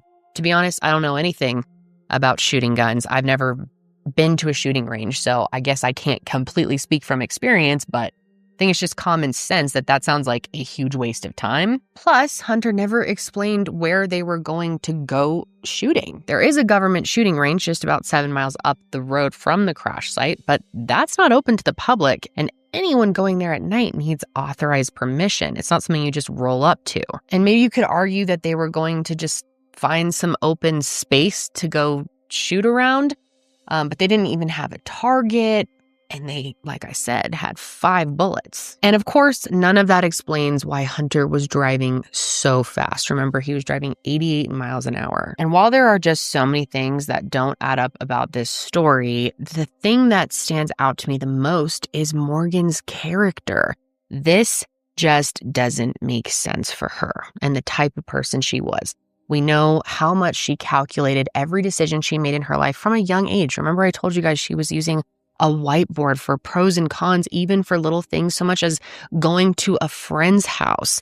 And her mom said one of the most impulsive decisions she ever made was adopting an older cat. She just was not an impulsive person. She did not live life that way. Plus, she was getting up in the morning to see the love of her life. She was so excited. You think she's going to just get in the car with these 2 random guys to go shooting? Not to mention, I just don't believe she would ever get in the car with 2 strangers, let alone people who had been drinking. All of this is just so extremely out of character for her. And nothing at all in her history points to this type of behavior. And it's not like Morgan was some big gun enthusiast that would jump at the chance to go shooting with these random 2 dudes at Applebee's in the middle of the night. Steve and Renee explained that she had only been shooting a few times in her life, but it was always with people that she knew and trusted, like Steve or Phil or her uncle. And it seemed like she really just went with them to learn how to do it, not because she was passionate about it or loved doing it. She wasn't the type of person to just throw caution at the wind and live on the edge. So why would she decide to do something so radically impulsive, just to do something that she doesn't even really care for that much? Hunter's story just doesn't make any sense. And what's so frustrating about this case, everything about this case is frustrating, but the fact that police did not do their due diligence when investigating. And mind you, this is the only official narrative that Hunter ever gave police. Because later that evening, at around 5:45 p.m., Hunter was arrested and charged with felony death by motor vehicle, felony serious injury by motor vehicle, and several misdemeanors as well. And when he was arrested, he stated, "I want to tell you what happened, but I need to speak to my lawyer first." But then after that, he never gave another statement. And look, of course, it's well within his rights to wait for an attorney, but I just think the first half of that statement, what is it exactly? "I want to tell you what happened," just says a whole lot. It's very odd considering at this point he had already told them the whole story. So what is it that he wanted to tell them? But he never said anything else. And so the questions that her loved ones have only have grown. Now, just a couple hours after the arrest, Steve, Renee, and Phil's parents arrive in Jacksonville, and they go to pick up Phil. And together, they went to speak with authorities about what happened to Morgan. So our initial meetings with investigators in North Carolina were just gathering facts, learning information as they were learning it in real time. It was all still new. It was an active investigation. We were still trying to process what they were telling us and realize that this was our new reality. We left home so quickly that barely anybody knew what had happened or why we left. So we were talking with friends and family back home. We didn't feel that anything was being withheld as far as information in those early meetings. It was frustrating that there was so much missing, and we trusted that investigators were looking for all the answers. The more concern we shared with them, they seemed very responsive and actively pursuing answers to our questions. And on Tuesday, November 12th, as we were leaving North Carolina, both of us nearly sick to our stomachs, feeling that we were leaving Morgan behind in a horrible place. We also felt comforted that we were going to get the answers that we needed. We were assured by the sergeant with North Carolina State Highway Patrol that by the end of that week, more than 100 officers from 10 different agencies, those were his words, 100 officers from 10 different agencies would be on that case. And then the communication became difficult immediately after we arrived home. Emails would go unanswered and phone calls weren't returned.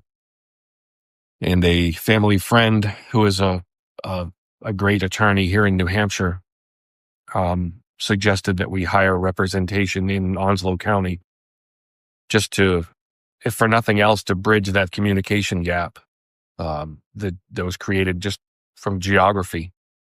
So we acted on that suggestion, and we found an attorney in North Carolina who had a staff private investigator who immediately started digging into the case as well.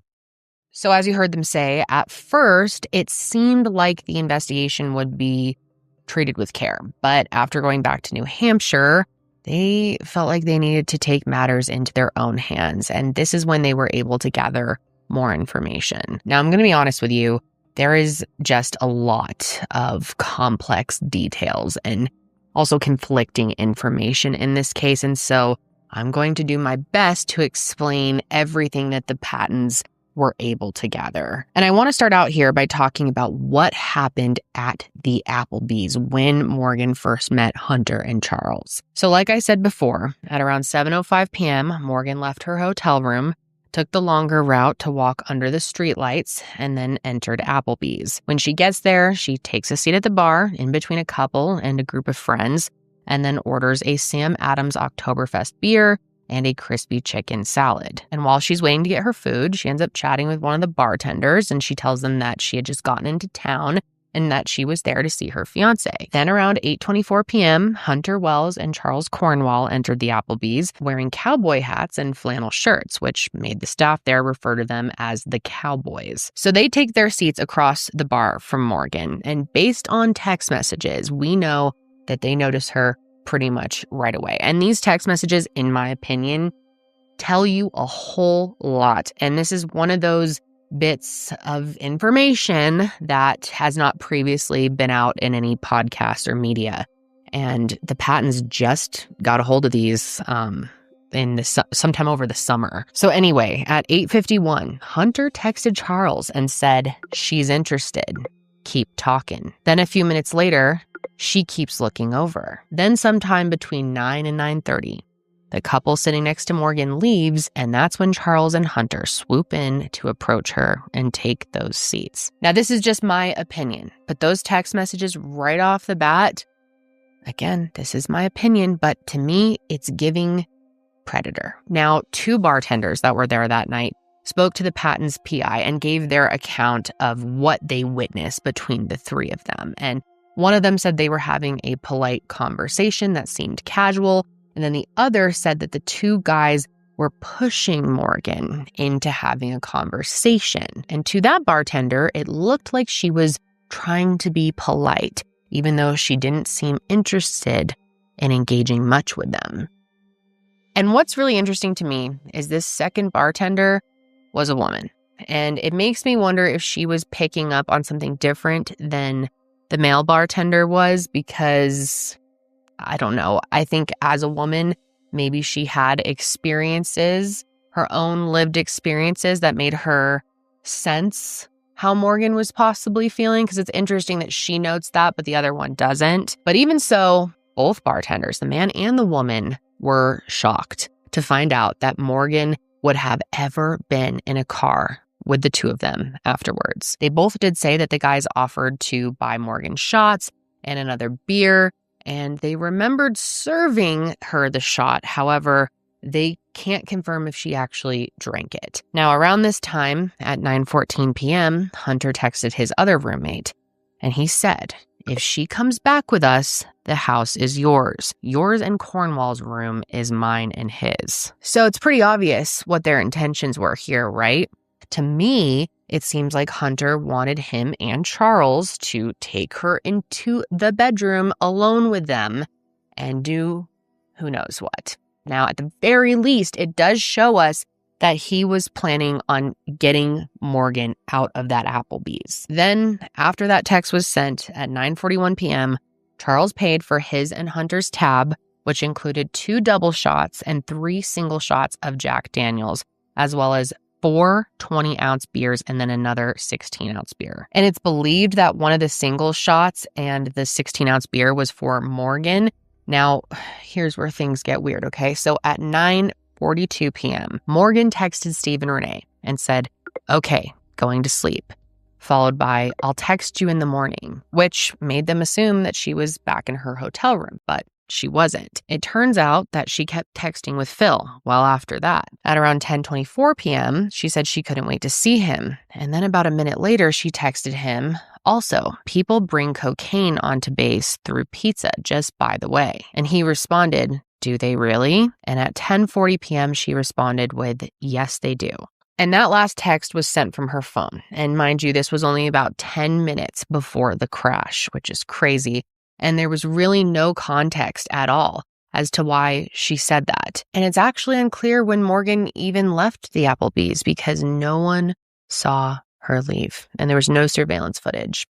One of the bartenders stated that when he last saw any of them, one of the guys exited through the front door and one of them was still at the bar. And that's also when Morgan went to the bathroom. But what's interesting is no one witnessed Morgan or the remaining guy leave. And to make things even more bizarre, Morgan did not pay for her tab that night, which is incredibly unlike her. She had never done that before. She had actually worked as a server for years, and she understood what a problem it would be for someone to not pay their bill, how messed up that is to do. She just would never do that. So this has made people wonder, myself included, if someone stopped her from getting back to the bar.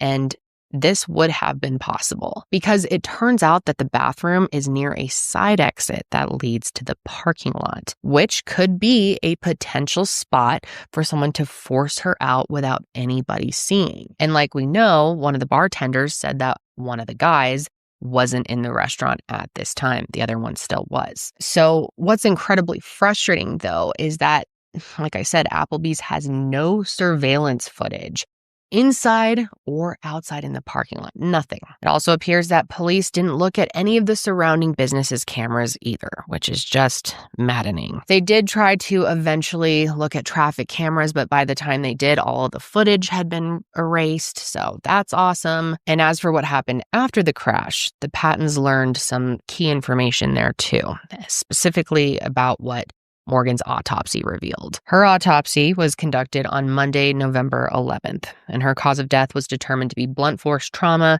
as well as crush injury to her organs that caused internal bleeding. During the examination, her blood and a sexual assault kit were taken and sent off for further testing. And while waiting for the result, the sergeant gave Steve and Renee the weirdest warning. He told them that if Morgan's blood alcohol content was above the legal limit, then he would assume that she got into Hunter's truck willingly, which is such a bizarre and wildly unfair assumption that makes no sense. Obviously, just because someone is drunk doesn't mean they can't be taken against their will or coerced into doing something. In some cases, it makes it easier for the perpetrator to do that, right? I mean, we all know this, and this is coming from a sergeant. I just don't see why he thought that her blood alcohol content should even be a factor in determining how she ended up in that car. But honestly, at the time, her parents weren't worried about it because they were confident it wasn't going to come back high, considering that she had 1, maybe 2 beers and maybe a single shot. But when the results came back, her BAC was 0.13, which is extremely high. So law enforcement seems to have pretty much taken that to mean that she willingly got into the car without questioning it, which is beyond problematic and another discussion that we could just go into. But here's the thing. Her BAC might not have actually been an accurate reading for how much she had to drink that night because, and I'm sure a lot of you know this, especially if you consume true crime content on a regular basis, but during decomposition, the body can produce ethanol. And Morgan's autopsy was not done until days after the crash, giving the body more time to produce ethanol, which is why it could have appeared higher than it was. And the Pattons also noticed something strange when they got a copy of the autopsy report. The vitreous fluid had been tested. Now, that is fluid that comes from the vitreous humor in the eyeball, and importantly, isn't affected by alcohol formed during decomposition. So that means it's a much more accurate way to tell someone's BAC if their autopsy is done days after they passed. And the alcohol content from that test was only 0.02. And this is obviously a huge discrepancy from the BAC gathered from her blood. And it makes law enforcement's whole idea of, well, if she was drunk enough, she got in that car willingly, make no sense, because clearly she wasn't, even if that idea made any sense to begin with. But anyway, when the Pattons brought this to the assistant district attorney, they said, we'll just have to assume that it was somewhere between 0.02 and 0.13, which is such a maddening statement to hear.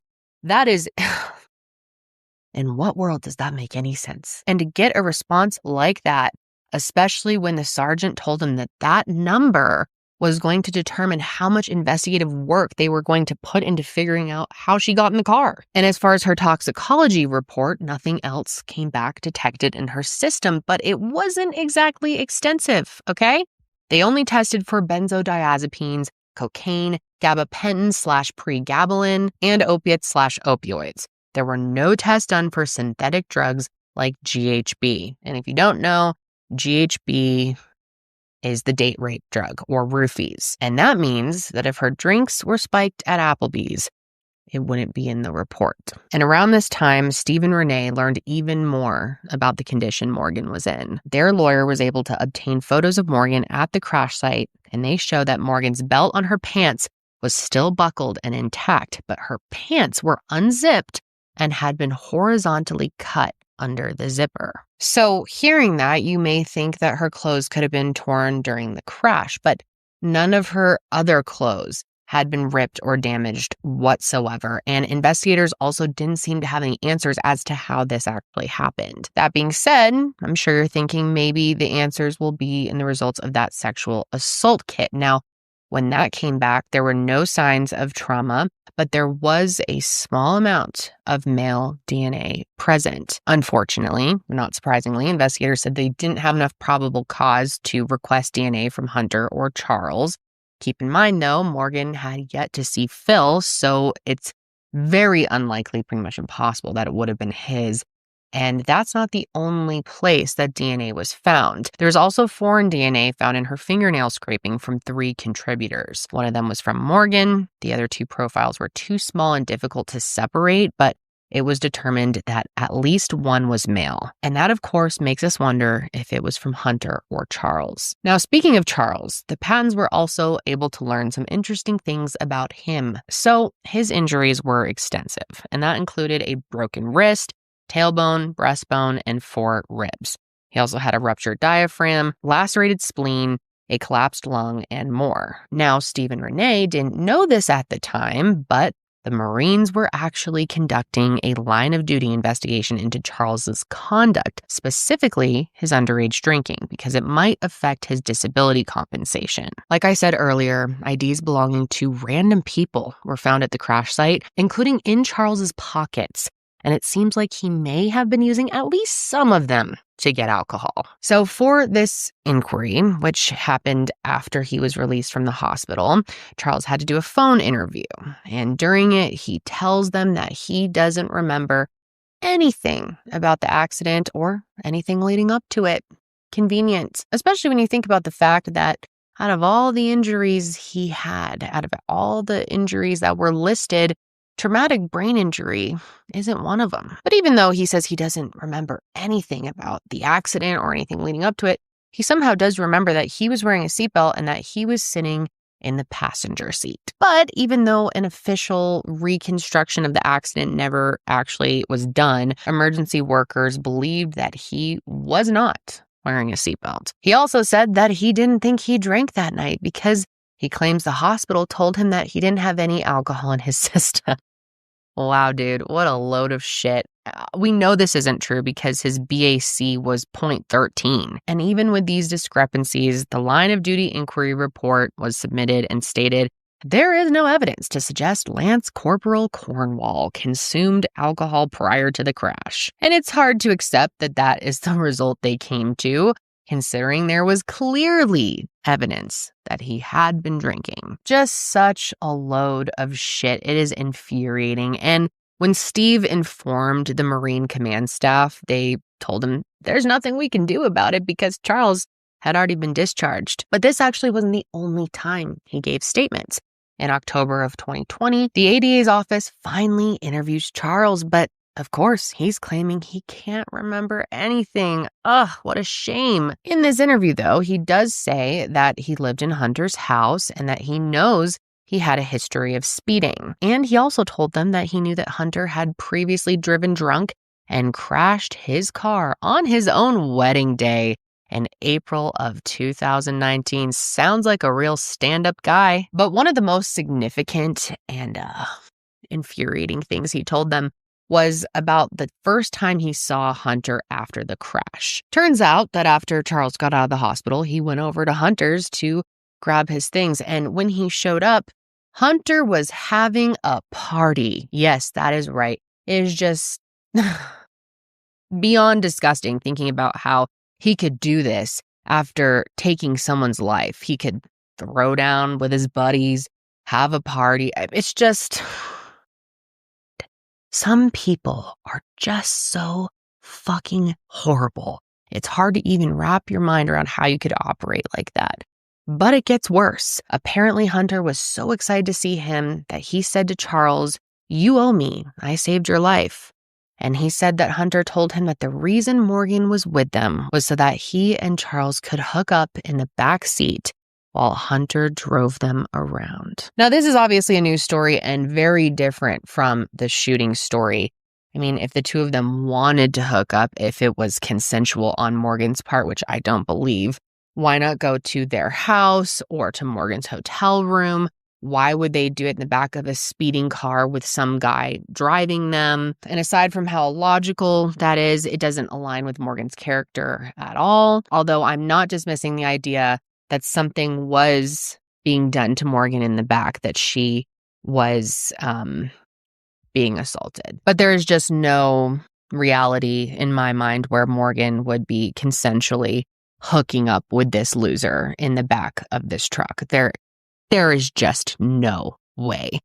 I mean, she was in town to see Phil for the first time after getting engaged, and she was not going to throw all that away just for some guy that she met at Applebee's. Now, Charles said that this didn't align with his character either because he told the PI that this story didn't make sense to him because he wasn't the type to hook up with strangers. He said he previously just had one girlfriend and he'd only had a one-night stand one time, so it just didn't sound like something he would do.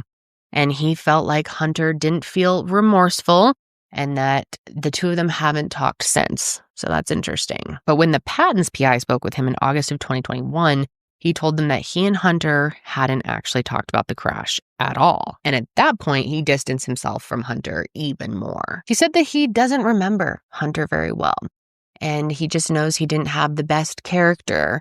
And he claimed he didn't actually live with him. Yet in the same conversation, he said that Hunter was known for speeding while driving. And that's not all that changed in his statement. He now claimed that he was having trouble remembering the day of the crash, but he also forgets things that happened in the months before and months after the crash. Yet some interesting things still came out of that conversation. the PI asked Charles if he knew anything about drugs being smuggled into the base in pizza boxes, specifically drugs in pizza boxes. And you probably remember that one of Morgan's last texts was about that, specifically about cocaine in the pizza boxes. And when this is brought up, Charles said that he had heard that that was a thing. And when he was asked if he had ever talked about it with anyone, he said he wouldn't have. Now, something crazy, the PI was actually able to track down an interview that Charles had done for his brother's student newspaper, which he talked about drugs being smuggled in pizza boxes. So the PI informs Charles about Morgan's text and the newspaper interview. And Charles read the article before saying, not to be anal, but I don't see anywhere in here I told him that we were finding cocaine in Domino's pizza boxes, which is really interesting because the PI never specifically mentioned cocaine. He just said drugs. But Morgan's text, like I said, did specifically say cocaine. So that has raised some questions about whether or not Charles knows more than he says he does. Now, the PI also asked him how he thought Morgan ended up with them.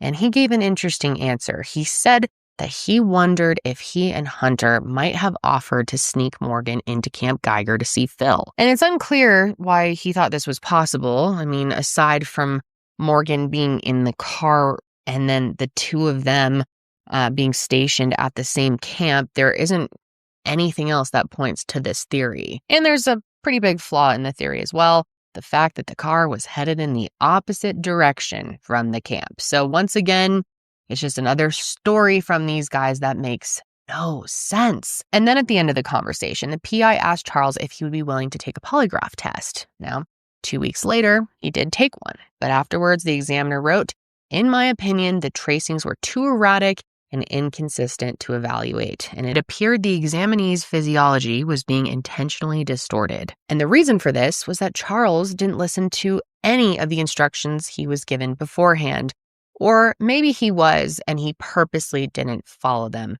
That's my opinion. But he was told to get plenty of sleep, to not drink 24 hours beforehand, and to have something to eat before coming in. But he took absolute trash care of himself leading up to the polygraph test. Turns out he only got about 2 hours of sleep. And this is what he admitted, by the way.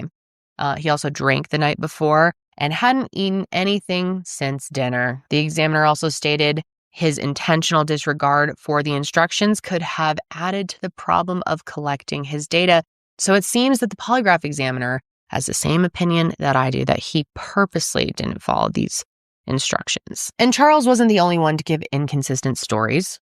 Hunter did too, of course. The patent's PI was able to speak with Hunter's ex-wife, and she told him that he had actually called her the night of the crash. He was crying, and he said that he and Charles were driving somewhere and that he hit a vehicle head-on and that he thinks the other driver is dead. And on this call, there was no mention of Morgan or her even being in the car with them, which is interesting because why would he want to tell her that, right? But then when he talked to her in person, the story changed again. And this time he said that the girl who died, the other person who died, was actually in his car and that she was in the back making out with Charles, which seems like the same story he told other people.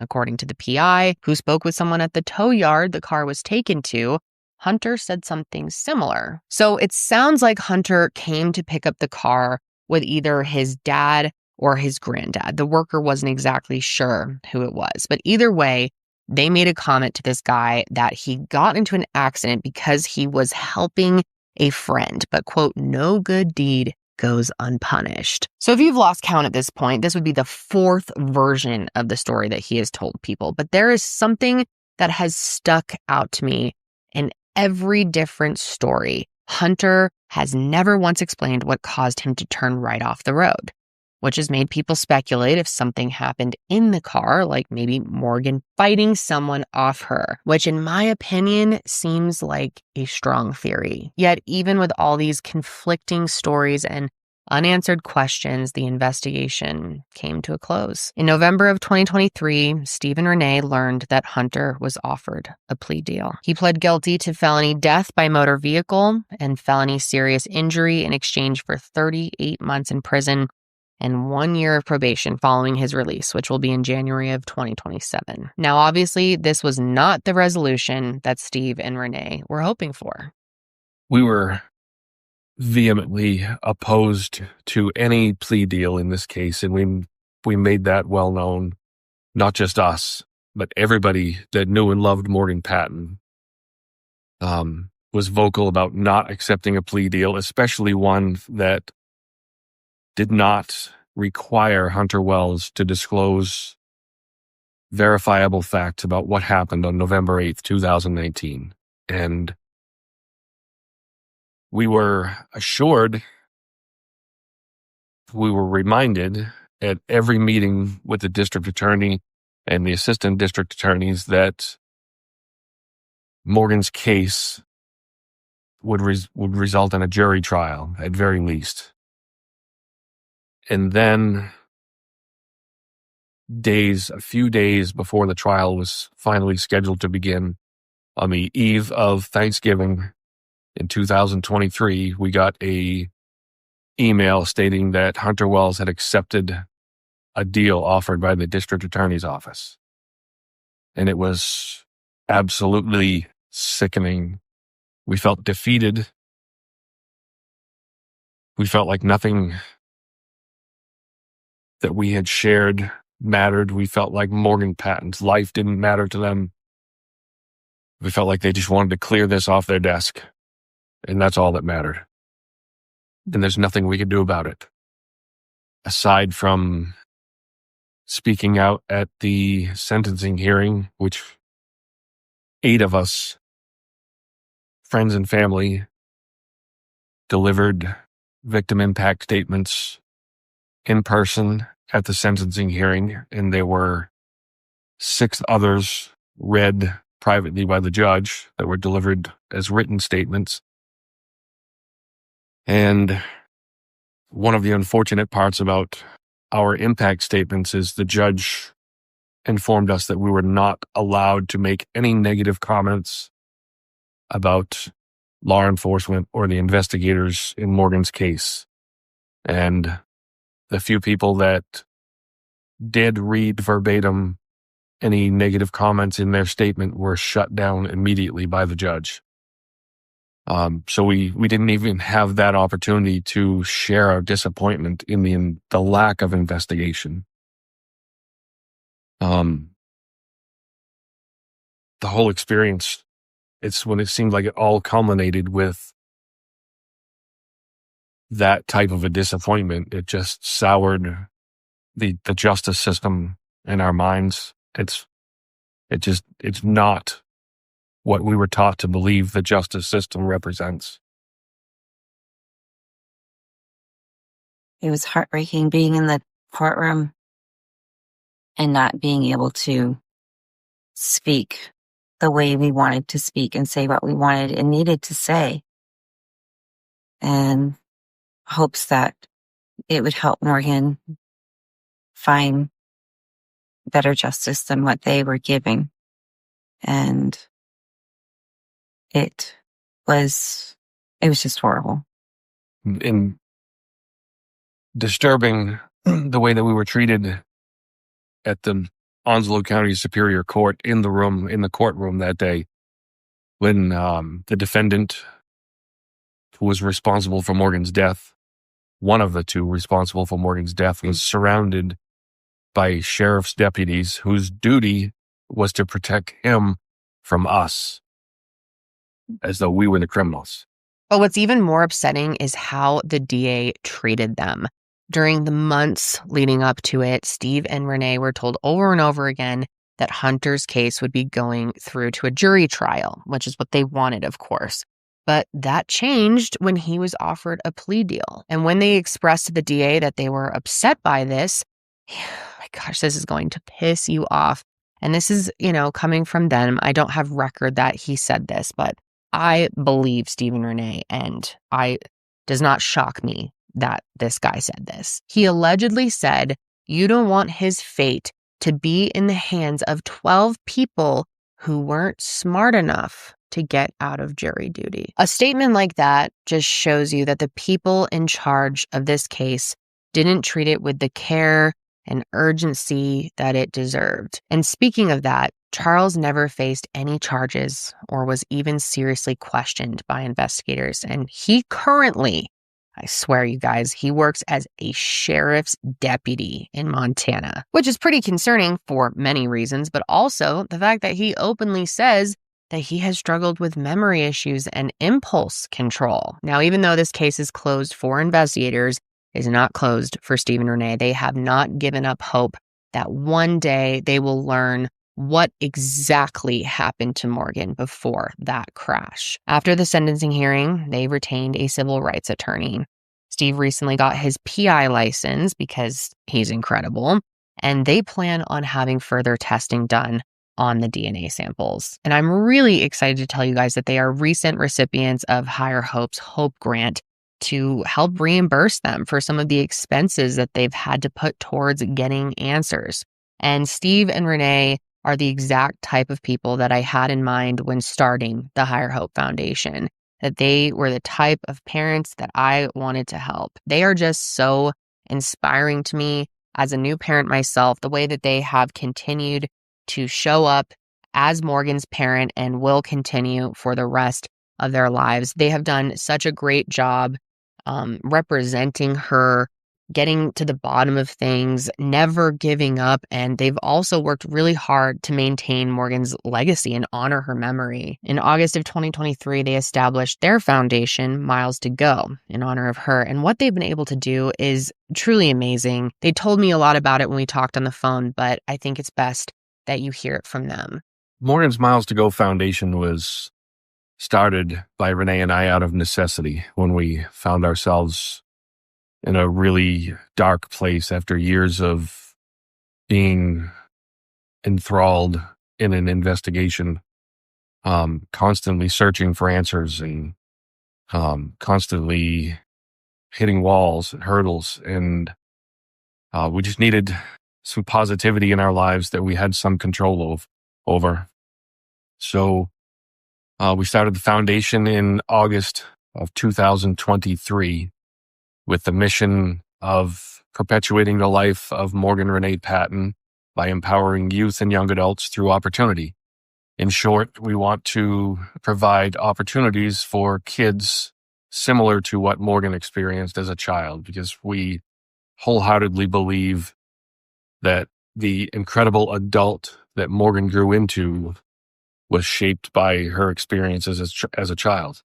So the foundation has done many fundraisers. We do 5K every year. We also did a fall ball, which was amazing. And we've been able to use what we've raised for scholarships at Kearsarge High School, which Steve, Morgan, and myself have all graduated from.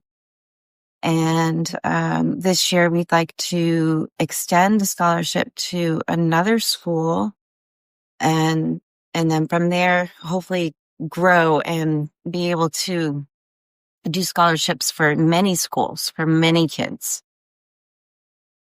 And I think that we have many more goals that we'd like to achieve and many more things we'd like to contribute.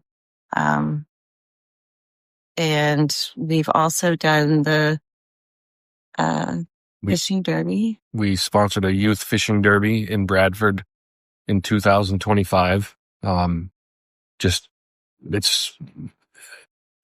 a pretty awesome experience just watching kids catch their first fish. So that was well worth the effort.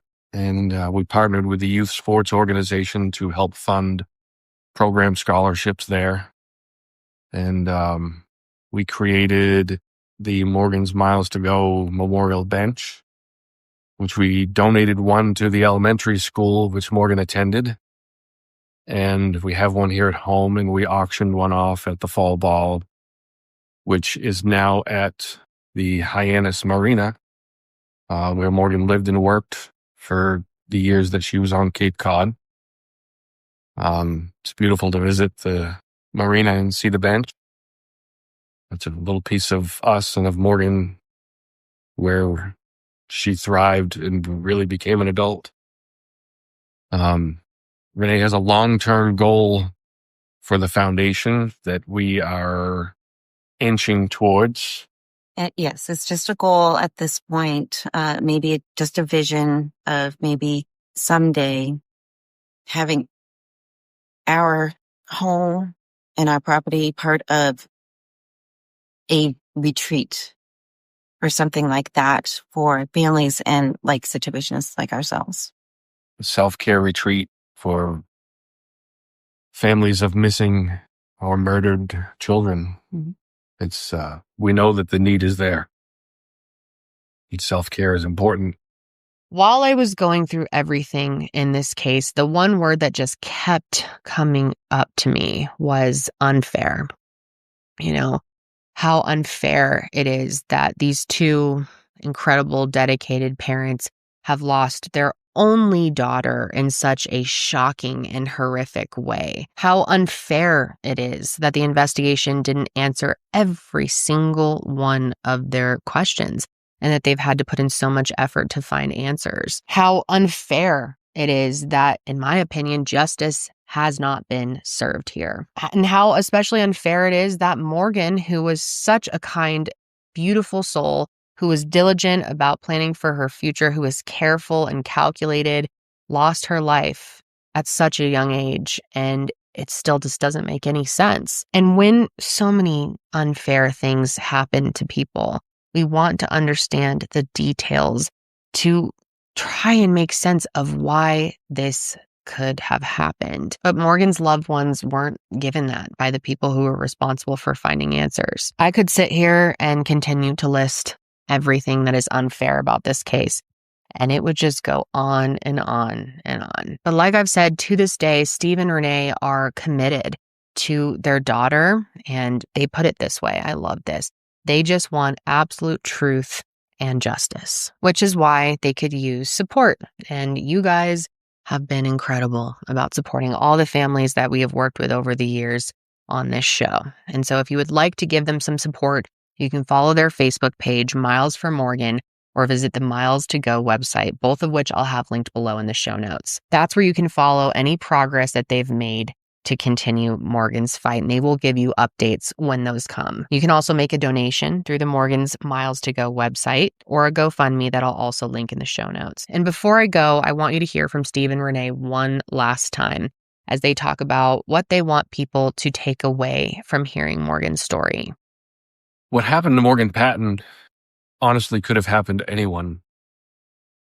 I'll never understand why her, why us, but it could have been anyone in that situation. And the way that the North Carolina authorities swept this under the rug, and the way that the United States Marine Corps acted as though Morgan Patton never existed is wrong. I wish there was a stronger word for it, but it's just wrong. That shouldn't happen to anyone. And part of our goal, part of our personal mission is to try to make sure it never happens again. Morgan was a big deal. And she still is.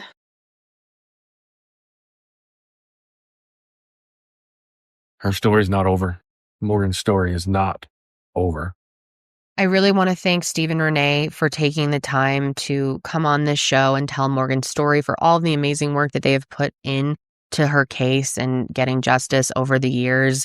And I know that it can be really overwhelming to come on a show like this to speak about the worst thing that has ever happened to you.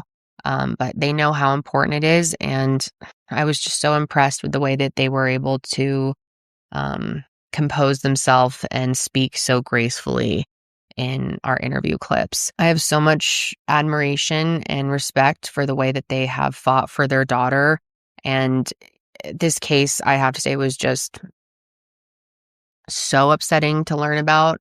It was just it's so horrific. I'm sure you feel the same way after learning about it, but I'm, at the end of the day, just really grateful that I got the chance to get to know these two wonderful people a little bit And I told them yesterday, I hope maybe one day in the future we can have the chance to have a conversation in person. I would love that. And I would love to, I know that they're going to, keep going, and I'm excited to see where their work takes them, because I know it's going to take them further. But that is going to be it for me, you guys. That is it for me for 2025. Crazy. I cannot believe that. Oh, I will be back in January of 2026, of course, for a little while before I have this baby. Which I don't know if I've mentioned it here. I think I have, that it's a boy. Yeah, I have. But I'm very excited. I'm so excited going into 2026 for what that year is going to hold. It just sounds so crazy. 2026. Here we go, guys. What is next? But yeah, I'll see you after my 2-week holiday break, which will be on, give me a second. You will see me again on January 6th with another case. But until then, have a safe holiday season if you celebrate anything. And stay safe out there. All right. I'll see you next time.